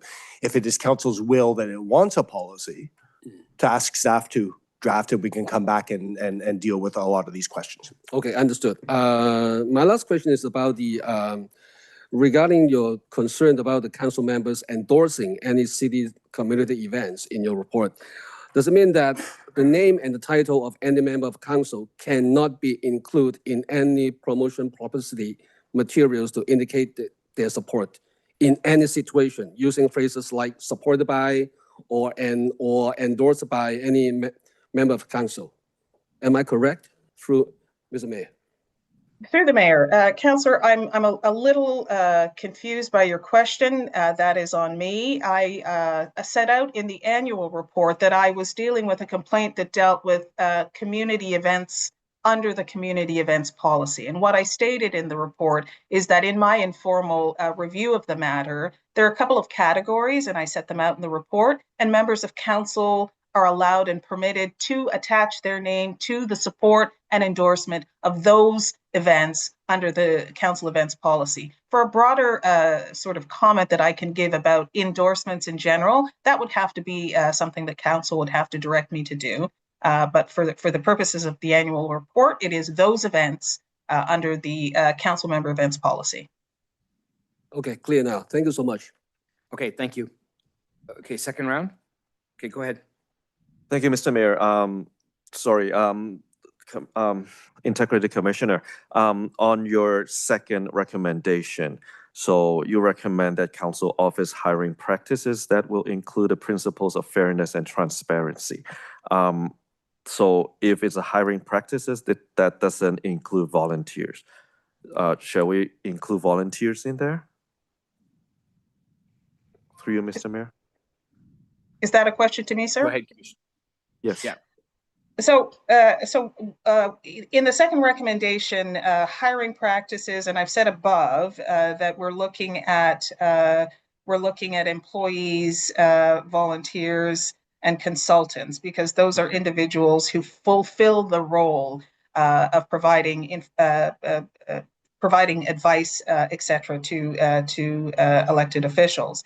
And so, again, I don't have oversight, but what came to light in my investigation is how someone is brought into the city, whether as a volunteer, whether as a consultant, or whether as an employee, has to inform fairness, has to inform transparency.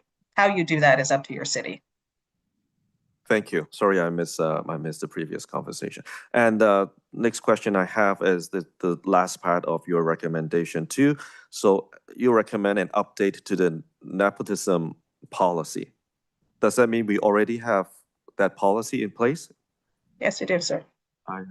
Oh, okay. Thank you. Okay. Anybody else? Okay, Regional Local Councillor Paul. Thank you, Mr. Mayor. I just have to ask one question to you to clarify your findings of fact, any of which can and apparently will be used for grandstanding purposes in 1 year from now.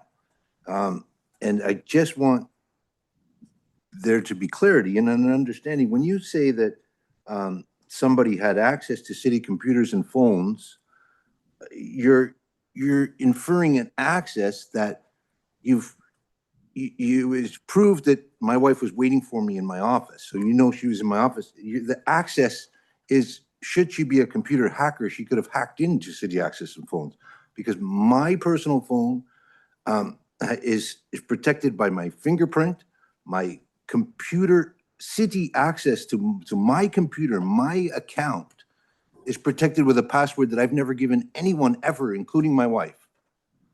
So it just needs to be clarified that access means that she, my wife wasn't sitting in my office pounding away on city computers. You're just saying that she's behind the curtain, and if she had special computer skills, she had access to the computer, but not an ability to enter into the device with protected information. Through the mayor Okay, wait, hold on. Mr. Mayor, I think those are hypothetical questions and allegations. Hypothetical, I'm asking. I think he has the right to ask the question. It is in the report. Point of order. I think he should, the member should recuse or retract his comments about grandstanding. Yeah, I don't retract that saying that any of this information can be used. I We think have an that's election coming the up. context in which he's using that. Not saying any specific person. Okay, Is your ruling? yeah, that is my ruling.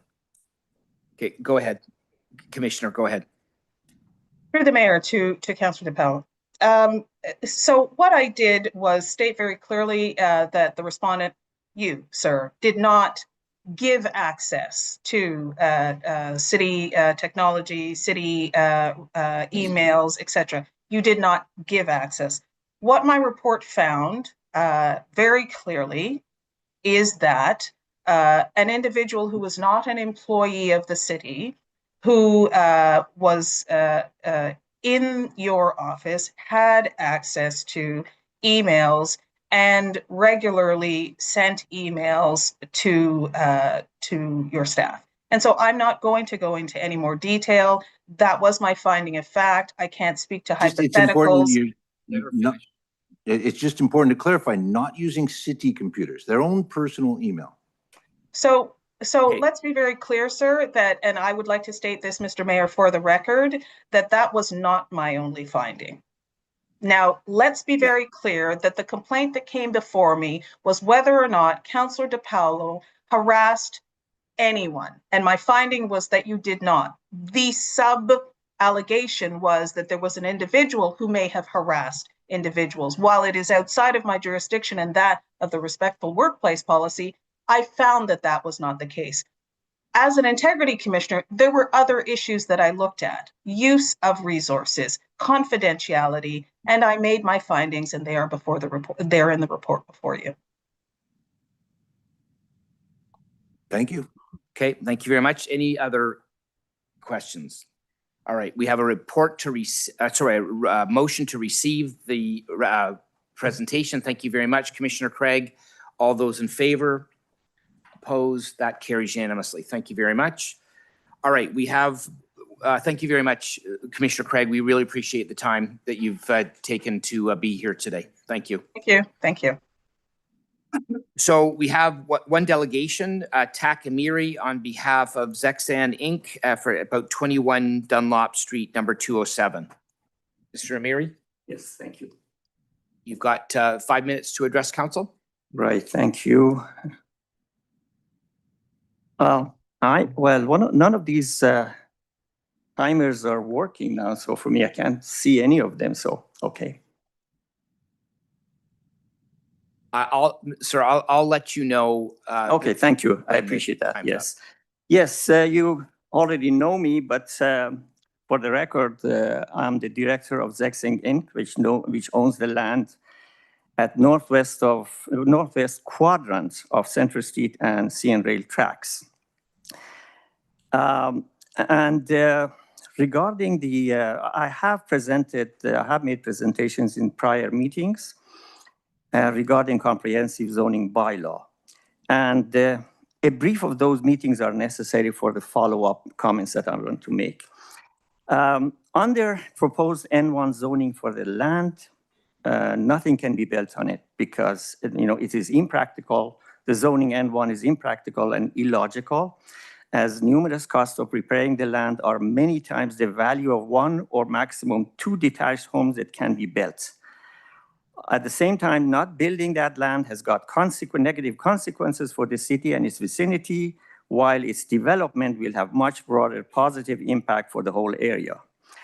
I had also stated before that while it is difficult to decipher the details of each zoning category from what is available to the public, it appears within current official plan neighborhood and infill categories, NA or neighborhood apartments, apparently medium density apartment blocks up to 6 floors, including walk-up apartments, is the minimal density and rise that may be viable in view of all the expenses that the land has. I had a brief conversation with a senior member of the staff after the September 2nd, I believe, or maybe 9th meeting, who suggested the city will proceed with N1, but the owner can challenge it by OLT. She seemed, again, these are my impressions, she seemed to imply to have realized that N1 is a mistake, but can be fixed via OLT. I fail to understand the logic of such suggestion. Why can it not be fixed by the city now while zoning is the agenda and all relevant decision makers are present? Why did the city and the public went through some 2-3 years of deliberations only to come up with an illogical and impractical zoning in need of OLT to fix it? What happens if for any reason the OLT deadline is missed? Is this what the city wants? I also had a brief telephone conversation with another, before the committee of the whole meeting of the 17th September with another senior member of the staff who told me, in effect, again, my understandings, that N1 zoning for the land is provisional and the owner can follow the process of modifying it for maybe very high rise or very high density. I understood this to mean he agreed N1 is a mistake but can be fixed. Again, I fail to understand why the city staff and or the council cannot remedy such mistake now and have to wait for future work to be done. Is the city policy or process to attach a temporary zoning, even if impractical, necessitating future lengthy, expensive and exhaustive process of attempting to fix it? Such policy renders some 2 or 3 years of deliberations a pointless but and also costly exercise. Is this what the city council want or can condone? I, like almost all citizens, think that zoning should identify the best and highest use for each land or zone so that any buyer or developer can have a reasonable idea what can be built on each land. Not just a temporary tag assigned after so many years of work by all, including the public. Okay, am I finished? 1 minute. Okay. If the council or the staff have logical reasons to have irrelevant zonings attached to some lands, such as mine, then I suggest unzoned category is a better idea, including for my land, for many lands. In such case, any developer and buyer will assume that the land needs to be zoned, hopefully to the best and highest use. At the same time, it will not be zoned undevelopable, such as the N1, which gives it negative value in view of the fact that it has no value, but it still has taxes and maintenance costs. Now, if I can have the overhead camera. On the silver. Oh, okay. No, right there. Yeah, where it says Richmond Hill, that logo on the. Yeah, I know. I can put it here, but Yeah, whether just put it there. Yeah, I know, but whether the camera is. Turn it around. So Okay, it's right. upside down. Okay. Now these are concepts which I have prepared as what I refer to as the minimal viable. In other words, up to 4 to 6 stories high, and these are the. Okay, sir, your time is up. Okay. So if you just wrap it up quickly, that would Yeah, be. okay, that's it. I mean, it's, it can be a beautiful place to live in, Okay. actually. Yeah, they're Okay. upside down. Okay, Right. Thank you very much. thank you so much. Okay, all right, so we are now going to be bringing forward item 15.2.8, request for approval, comprehensive zoning bylaw project, City of Richmond Hill. I need a mover for that. Councillor Thompson? Thank you. I will move the motion, but I do want to just ask staff a couple of questions based on the delegation that we just heard.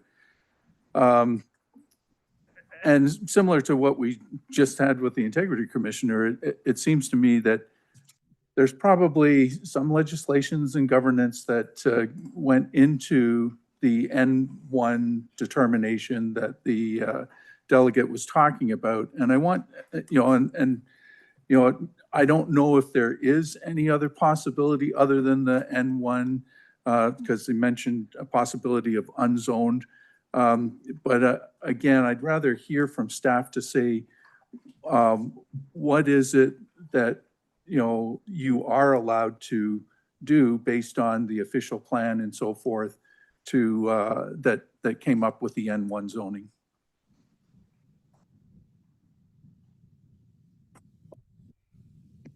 Through the chair to Councillor Thompson. So the zoning of the property owners' lands are in accordance with the official plan. The lands are designated neighborhood, and due to the large frontage of the land, it was given an N1 zone, which would permit a single detached dwelling. These lands were designated neighborhood in the 2010 official plan, and actually had up until now an IC1 zone category applicable to those lands, which would have allowed for non-residential uses on this property, and it has never been developed since then. As required by the Planning Act, when you do an official plan update, within 3 years, we have to modify the zoning to implement the official plan. That is why it's been given a neighborhood zone category, and specifically based on the lot frontage, which is quite substantial, it has been given an N1 zone category. And this is simply to implement the official plan. Any property owner who wishes to have something beyond what the official plan requires is required to come through as a submit a Planning Act application to do that. So, for example, if this property owner wanted to sever the property and go have 2 lots, which 2 single detached dwellings would be permitted on there, they would have to go through the Committee of Adjustment, submit a consent application. So this is not dissimilar. The property may be more appropriate for a higher intensification zone development, and council would be the decision makers of that development proposal for those lands. So right now, with no evaluation of the property, and there are some environmental constraints as well, which would be taken into consideration, we've zoned it strictly in accordance with the official plan. Right. Thank you so much for the answer. So I'm sure there was probably other properties throughout this whole comprehensive zoning thing, but they may have had, say, an active application on them, in which case you could look at it differently. But in this particular case, in the absence of having an active application, you're bound by what the official plan says. Would that be a correct assessment? Through the chair to Councillor Thompson, it's not just an active application. It is an application that has been approved by council, right? So that's the key, right? Staff are not fettering council's ability to make a decision on an application.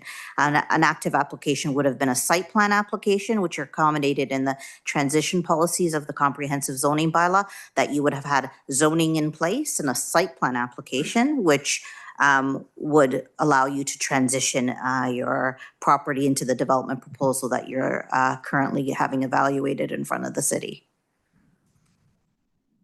I get it. It's not exactly what I'm sure Mr. Amiri wants to hear, but thank you. Those are all my questions. Okay, so you're going to move the staff recommendations? Yeah, I can't see how I cannot move that recommendation. Yeah, Mr. Clerk.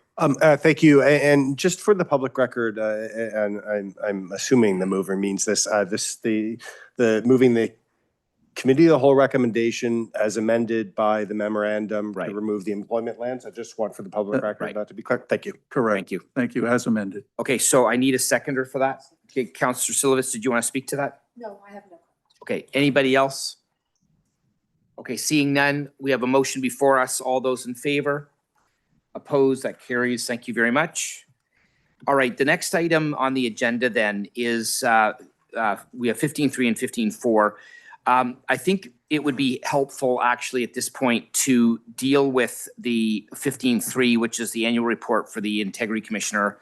And then we'll deal with 15.4 right after that if there's anything else to be discussed.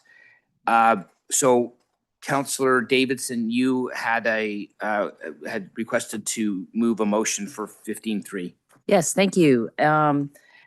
As we just heard today, the Integrity Commissioner asked the question, are there issues that need clarification in terms of our offices. And I think the IC report indicates that we need to improve how our council offices and policies operate. And as councilors, we're accountable for what goes on in our offices, and that includes treating staff with respect, ensuring they're protected from harassment, safeguarding confidential information, making sure municipal computers, emails, access cards aren't shared with anyone who isn't authorized. The recommendations in the report come from a fair and careful investigation. I trust the commissioner's judgment and fully support what's been recommended. And I wanted to put forward a motion that the investigation report from Suzanne Craig, Integrity Commissioner, dated July 7, 2025, entitled Formal Code of Conduct Complaint 122024 Investigation Report of Regional Councillor Joe DePola be received, and that staff be directed to prepare and report back on a draft council office staffing and access policy. I hope this can be approved by council and quickly be brought back to us so that we can show we stand for our values and take accountability seriously. I'd like to put forward that motion. Sorry? Go ahead. Thank you. I apologize. Through Chair, I believe the councillor might actually be discussing item 15.4. Oh, sorry, 15.3 was simply a minor recommendation to make amendments to the procedures. I do apologize. I apologize. I 15.4 thought you was said the complaint report, which you Oh, mentioned. so I'm sorry. Sorry, yeah. That's the one with the recommendation. Yeah, and happy to deal with 15.3 first. I would suggest that I have 15.4 first. 15.3 was a technical change. Okay, my apologies. I didn't know that. So you know what then? If that's the case, why don't we just deal with them both at the same time and just add that recommendation? Can we do that? Okay, so right. Sorry, my apologies. That was so 15.3, the recommendation was a housekeeping change that Commissioner Craig had referenced. So that's all that is recommended for 15.3. So let's just deal with them both at the same time. And that way it'll save a bit of time. Okay, so let's just add that to the motion that Councillor Davidson had proposed. My apologies, everybody. Okay, so can we put that up on the screen and then we'll look for a seconder?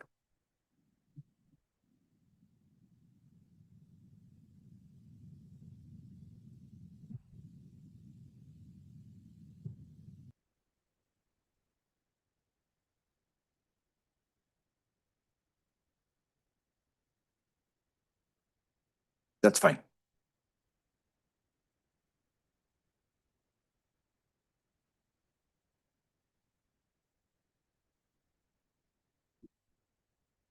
So if I can paraphrase, just basically looking for guidance from staff to come back and tell us how we can, am I allowed to speak?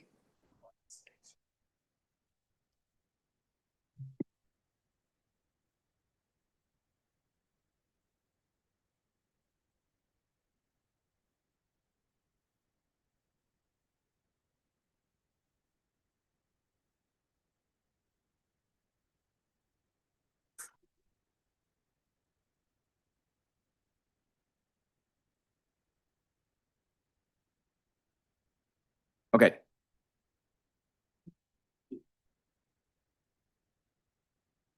Right. Okay, thank you.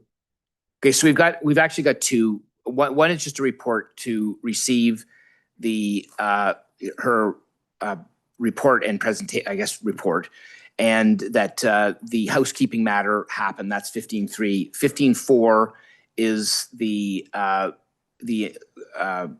about the investigation and that we direct staff to report back on a new an updated council office staffing and access policy. Okay? So I need a seconder for that. Okay, Councillor Tree, did you want to speak to that? No, I'm good. Okay, any other comments, questions? Okay, Councillor Silovitz? Thank you, Mr. Chair. Yeah, And thank you to our Integrity Commissioner, Suzanne Craig. I fully respect her. I respect her duties and everything that she is bound to do under the through the Planning Act for the Integrity Commissioner.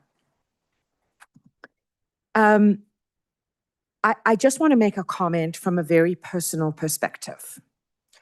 And that is, I would also like to thank Commissioner the Integrity Commissioner for listening to what Regional Councillor Joe DiPaolo said right at the very beginning of this, and that is that she will take note of his comments with regards to the naming of his spouse, not by name, but by inferment, that she will take that into consideration for, anything that may or may not come before her again.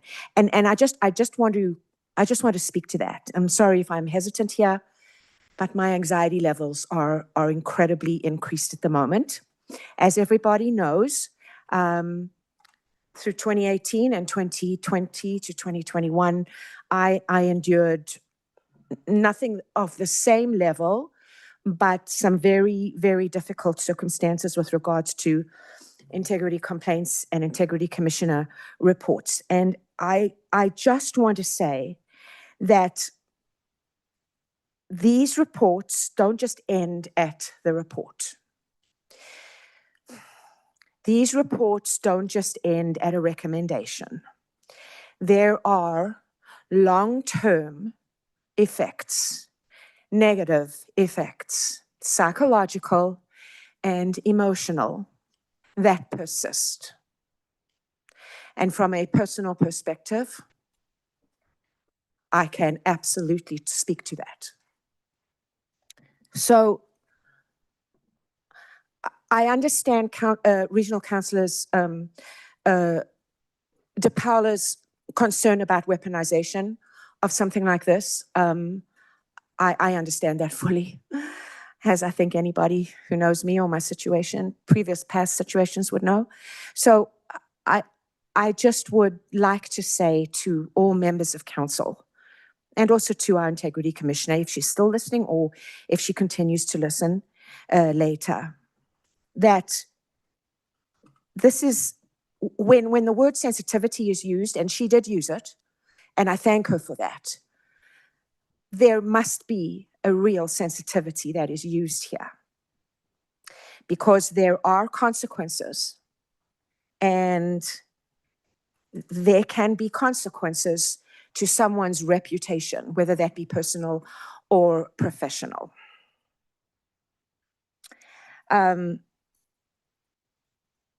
I see reports are very difficult to deal with on any level, whether you are the respondent or whether it comes to council for decisions or further recommendations.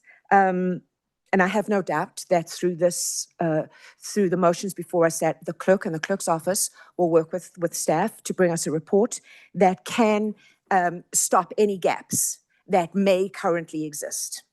And I applaud that. I think that's a very good idea. And I think that what the Integrity Commissioner also said about her direction through the Planning Act as an educator is also very, very important for this council and any council anywhere in the province of Ontario to understand that, because she has the accountability not only to us, but most importantly to the Planning Act. So I understand that, and I understand her need for transparency.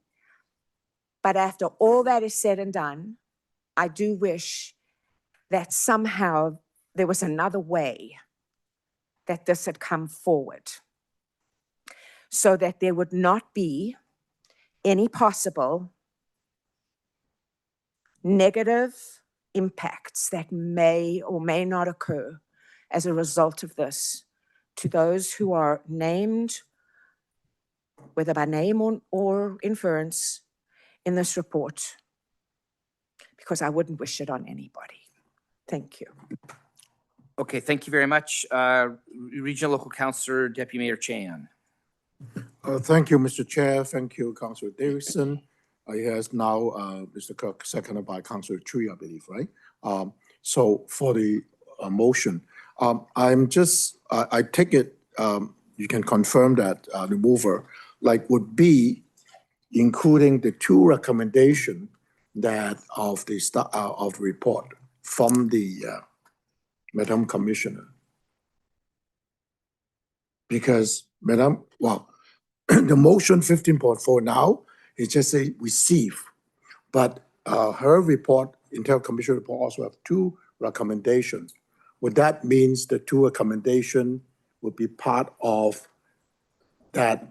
So we endorse it, or we approve it, or we say, oh, So B would take care of everything. I just need to be clear. yeah, so I mean, I think it's pretty clear that the staff has the report in front of them, that they know exactly what we're talking about here. I don't think there's, I mean, we can wordsmith this as much as you want, but I think at the end of the day, it's pretty clear what's going to be happening here. And frankly, there may be other housekeeping matters that the staff has as well that also could be brought forward at the same time. So I think leaving it like this gives staff a pretty clear idea of what it is that's needed. Plus, if there's any other recommendations that you know have been identified that could come forward at the same time. So Thank you for your help. so Mr. sorry, Mayor. Councillor Davidson, I did jump in there. No, That was actually- no, You are more than Go welcome, ahead. sir. Through you. I also want to say, just sort of that loose opening leaves us able to get feedback from staff of what I can't even think of. I mean, I don't know. So, no, I mean, it's sort of intentionally left pretty glib. So, thank you. Yeah, thank you, both the mayor and Councilor Davidson. I thought that was what it's meant, it's inclusive, but not now limited to those 2 recommendations, because actually I thought if we're only dealing with 2 recommendations, I want to add that direct staff to hold education session to council members and their staff in relation to the restriction on entry to the mayor and council office. So this could be part of when B comes back, including the education aspect. Hopefully that would be part of the report. Perhaps this is not a forum. I asked the question, I don't quite get the response I was hoping for from the commissioner. Because as I understand it, the complainant also make it under the formal code of conduct, whereby I also raise it is under the Ontario legislation, we do have respect in the workplace framework. I get a sense we never get a complaint, the corporation from the complainant on under the respect in the workplace policy. Is that correct? This is nothing to do with the respondent. I think we need to try to stay on topic here, but go ahead. Thank you. And I, through the chair, I will not speak about anything I may or may not know about any specific complaint, but I will say this. Under the applicable code of conduct, the city's respect in the workplace policy is specifically, not generally, specifically read in. So there's a whole section in the code of conduct that speaks about the respect in the workplace policy under, I believe it's the Occupational Health and Safety Act. It's specifically read in, and the commissioner talked about the bifurcated process, and that's what she's referring to. Let's just talk about what we've got in front of us at the moment. So go ahead. Thank you. And, you know, Mr. Mayor, Mr. Clerk's elaboration exactly is what I was looking for, is reassuring that has been read in. So it's not forgotten, because the corporation does have responsibility to act any complaint under respect in the workplace. So I'm in support of the motion. Thank you, Mr. Chair, and thank you, the mover, Councilor Davidson. Okay, thank you. Councilor Liu? Thank you, Mr. Mayor. Something like this is never easy, you know, to all of us in this building. I just think that, you know, especially as one of us, and is really, really hard. And, you know, and I also is really hard for the complainant. You know, it takes a lot of courage to actually file a complaint. Is the complainant still within the organization? Okay, No? let's Okay. stick to the All right, stick to what fine. we have in front of us. All right, well, I just wanted to say that I think this council has to demonstrate that, you know, we care about our staff. You know, our staff are our most valuable assets, and we need to care about their well-being. So no matter what the report is about, I think we need to do the right thing. There's no absolute right, no absolute wrong, but it's all comes down to our own judgment, our own common sense. This is unfortunate. I don't like to see this in front of us, but we have to deal with this. So I am in support of the recommendation. Thank you, the mover and the seconder. Just that, how many more rules we have to apply to ourselves. This is really sad, to be honest. For my card, I can only go to first floor. What else do you want to do? So, as I say, it all comes down to our own judgment. So, well, if you want to add more rules, fine. Thank you. Okay, anybody else? Okay, Regional Councilor DePaulo. Yeah, thank you, Mr. Mayor. And, as we're receiving this report, I think I can, I hope I have the latitude to speak to the report and to the process. Now, I would never wish that any other member of council comes to understand our code of conduct in the way that I have in the past 8 months. When there's an allegation against you and you go through this process, you will see that our code of conduct is extremely robust. It includes compliance with every workplace policy there is, and every human rights, provincial and federal obligation. This was a 6-month investigation. The Integrity Commissioner herself conducted an extensive interview and then contracted out to an expert that other piece with regards to harassment. And, the conclusion, and I don't know why it's presented as anything other than what it is. The respondent, myself, did not contravene the code of conduct or fall short of his ethical obligations as a member of council. That's the bottom line. That's all that matters. Now, she wants to make recommendations going forward and wants to provide this as background. Fair enough. And I think our staff have enough background to come forward with the report, and we'll discuss it at that time about what we do with access to our offices. We represent members of the public. Times are changing, but, in my case, 210,000+ residents that I represent in the past and up until now, I would think that they're all welcome into my office to talk to me. But if we need a robust, a policy that safeguards our offices, but and a better plan to receive residents, and somehow that has to work out. Our staff has to work that out. But I forgive this complainant. I hold no unforgiveness in my heart. And I think that's important. I think we've learned that in what's happened in North America recently. And but I will say, I hired a 1-year temporary replacement for maternity leave. 2 months in, I informed our HR department that I need to terminate the contract because it wasn't working out. And when Councillor, I think it's important actually I've given you some latitude, but I think it's important to stick to what we've got in front of us here. I don't know why I would be offside. We're talking about because this is personnel issues, and we can't be doing that in open session. So I think we need to stay closer to the line. Well, okay. Let's talk in general terms. I would hope that no other member of council would have to endure what happens when an allegation comes forward. And just in general terms, an allegation can come forward for any different reason. For a true victim of a breach of code of conduct, that's possible. But it's also possible that it's politically motivated or personally motivated. And when it is, in the case of finding of no breach of the code of conduct or any ethical obligation, it should not be used against a member. And if someone wants to use it against me, that's fine, because I can defend myself. But if someone uses this against the other individual named in this report, I will defend that other person to the nth degree. Thank you. Thank you. Okay. And I also, it's still my time. This is a shame for this council because we pledged at the beginning of this council that we were going to abide by the code of conduct and that we were all going to act with respect toward one another.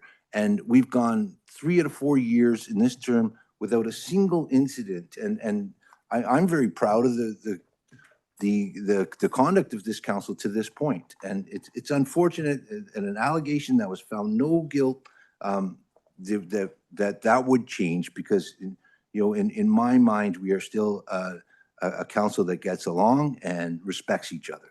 Thank you. Okay, anybody else? Councillor Thompson. Thank you very much. Thank you, Councillor Davidson, for the motion. Something was said earlier about next year and basically making reference to the election. And I have to say that, as Councillor DePaula just said, I like this council that we have. I think we do work well together. And I have no idea what everybody's plans are for next year, whether everybody plans on rerunning or not. If they do, that would be great, and I certainly would like to see everybody come back.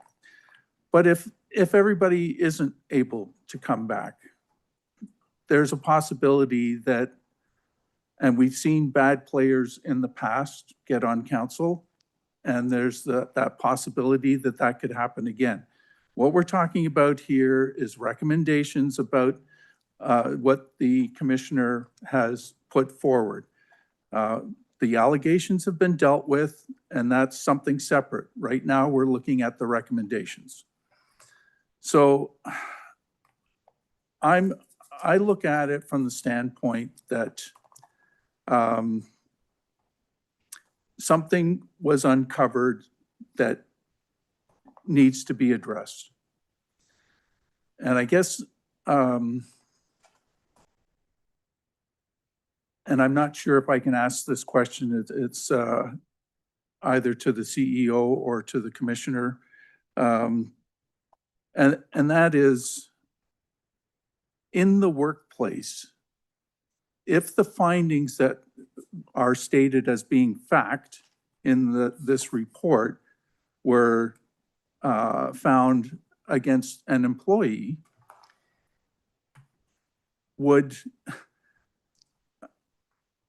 how would that be handled, I guess is the question. So there are, if I may, there are differences, and frankly, this is unfortunate, and we've identified this and had conversations about this a number of times between the regular workplace and the political workplace that we live in. And there's a number of different mechanisms that we have in place, including the Integrity Commissioner, to deal with that. We are actually dealing right now, what do they call it, Bill 5 or whatever it was, or whatever bill that we're dealing with right now at the provincial government to make some of those changes. So, I mean, I don't mind the question being answered, but I think the reality, and it is probably an unfortunate reality in a lot of respects, the differences between the workplace as counselors and the workplace in pretty much the rest of the world are different.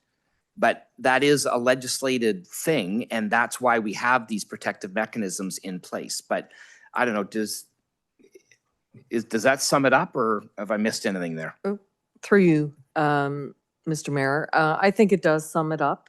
There is distinct differences between the role of staff and the access that staff members have, and the code of conduct that staff members are adhering to. And it's not an apples to oranges comparison between a hypothetical if this happened to a staff versus if this happened allegedly through a member of council's family member. So I think the mayor has summed that part up. We do have our direction, I believe, from council to come back with that access, or the motion is asking us to come back with that access to strengthen that. So that we can ensure that anybody who has access in the council area has appropriate levels of access to information and equipment. I don't know if that helps or answers your question, but It's as close. They are distinctly different. Do you have anything to add? Through the chair, both yourself, Mr. Mayor, and our city manager have answered the question appropriately. The one thing I can't answer is when it comes to people issues, there's no one answer. It depends. And we would look at each situation on a case-by-case basis. Understood. Thank you very much for responding. I know it is difficult to ask, and also we do know that Bill 9 is coming, so I think Councillor Davidson's motion here is certainly allowing for that to also be something that could be incorporated appropriately. I guess my only comment would be that when we do look at this, we are elected officials. And quite frankly, I feel, and you can take this as a comment, is that we should be held to a higher account. So whatever you're looking at in terms of how that works with city staff right now, we should be held to a higher account than what our city staff should be. Those are my comments. Thank you. Okay, anybody else?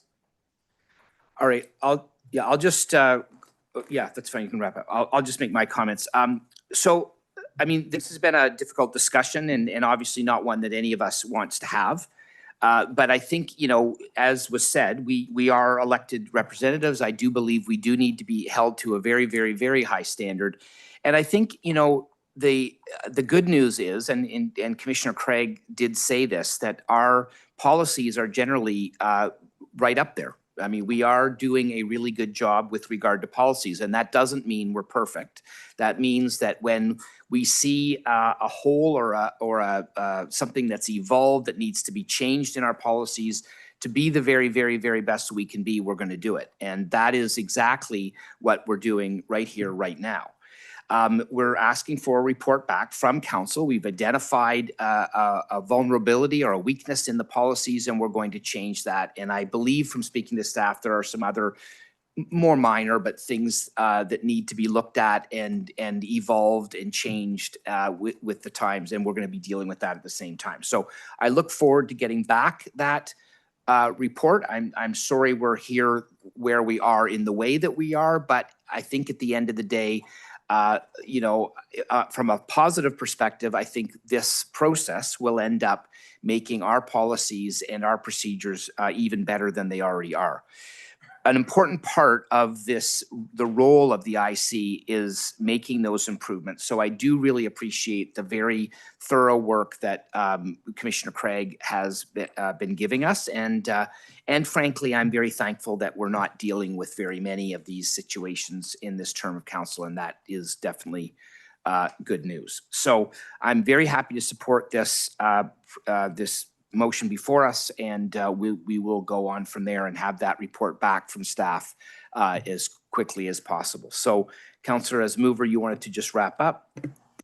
Thank you. I just want to say our conduct policies or any policies are really living documents, and we change them when we see a hole or we think maybe we could do better. And I think we won't find better advice than something coming, a suggestion or a notion that we should look at our policy from someone like the Integrity Commissioner who knows what goes on in all municipalities. So it's great advice from a really learned person. So I hope we can all support this, and please can we have a recorded vote?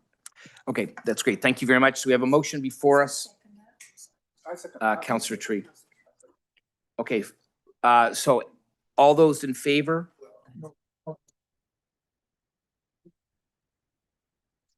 Okay, all right. I have a feeling this is going to be unanimous, but let's see if I'm right. Okay, well, it would be recorded by me saying it's unanimous too, but go ahead. Thank you. Through the chair, voting on the motion moved by Councillor Davidson in respect to item 15.3 and 15.4. Councillor Davidson. Yes.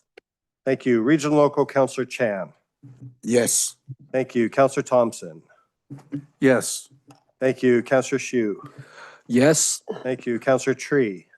Yes. Thank you. Mayor West. Yes. Thank you. Councillor Silovitz. Yes. Thank you. Regional Local Councillor DePaula. Yes. Thank you. Councillor Liu. Yes. Thank you. That carries unanimously. Okay, Councillor Davidson, you owe me a coffee. Okay, and I think we need a motion to, well, we can do the bylaws now, right? Okay, we need a motion to bylaws 18.1 through 18.9. All those, moved by Regional Councillor Chan, seconded by Councillor Tree. All those in favor? Opposed, that carries. Thank you. All right, so now I think we need a motion to go into camera, Mr. Clerk. So motion for that. Councillor Thompson, Councillor Tree, all those in favor? Opposed, that carries. So we will be in camera. We will be coming back out fairly soon.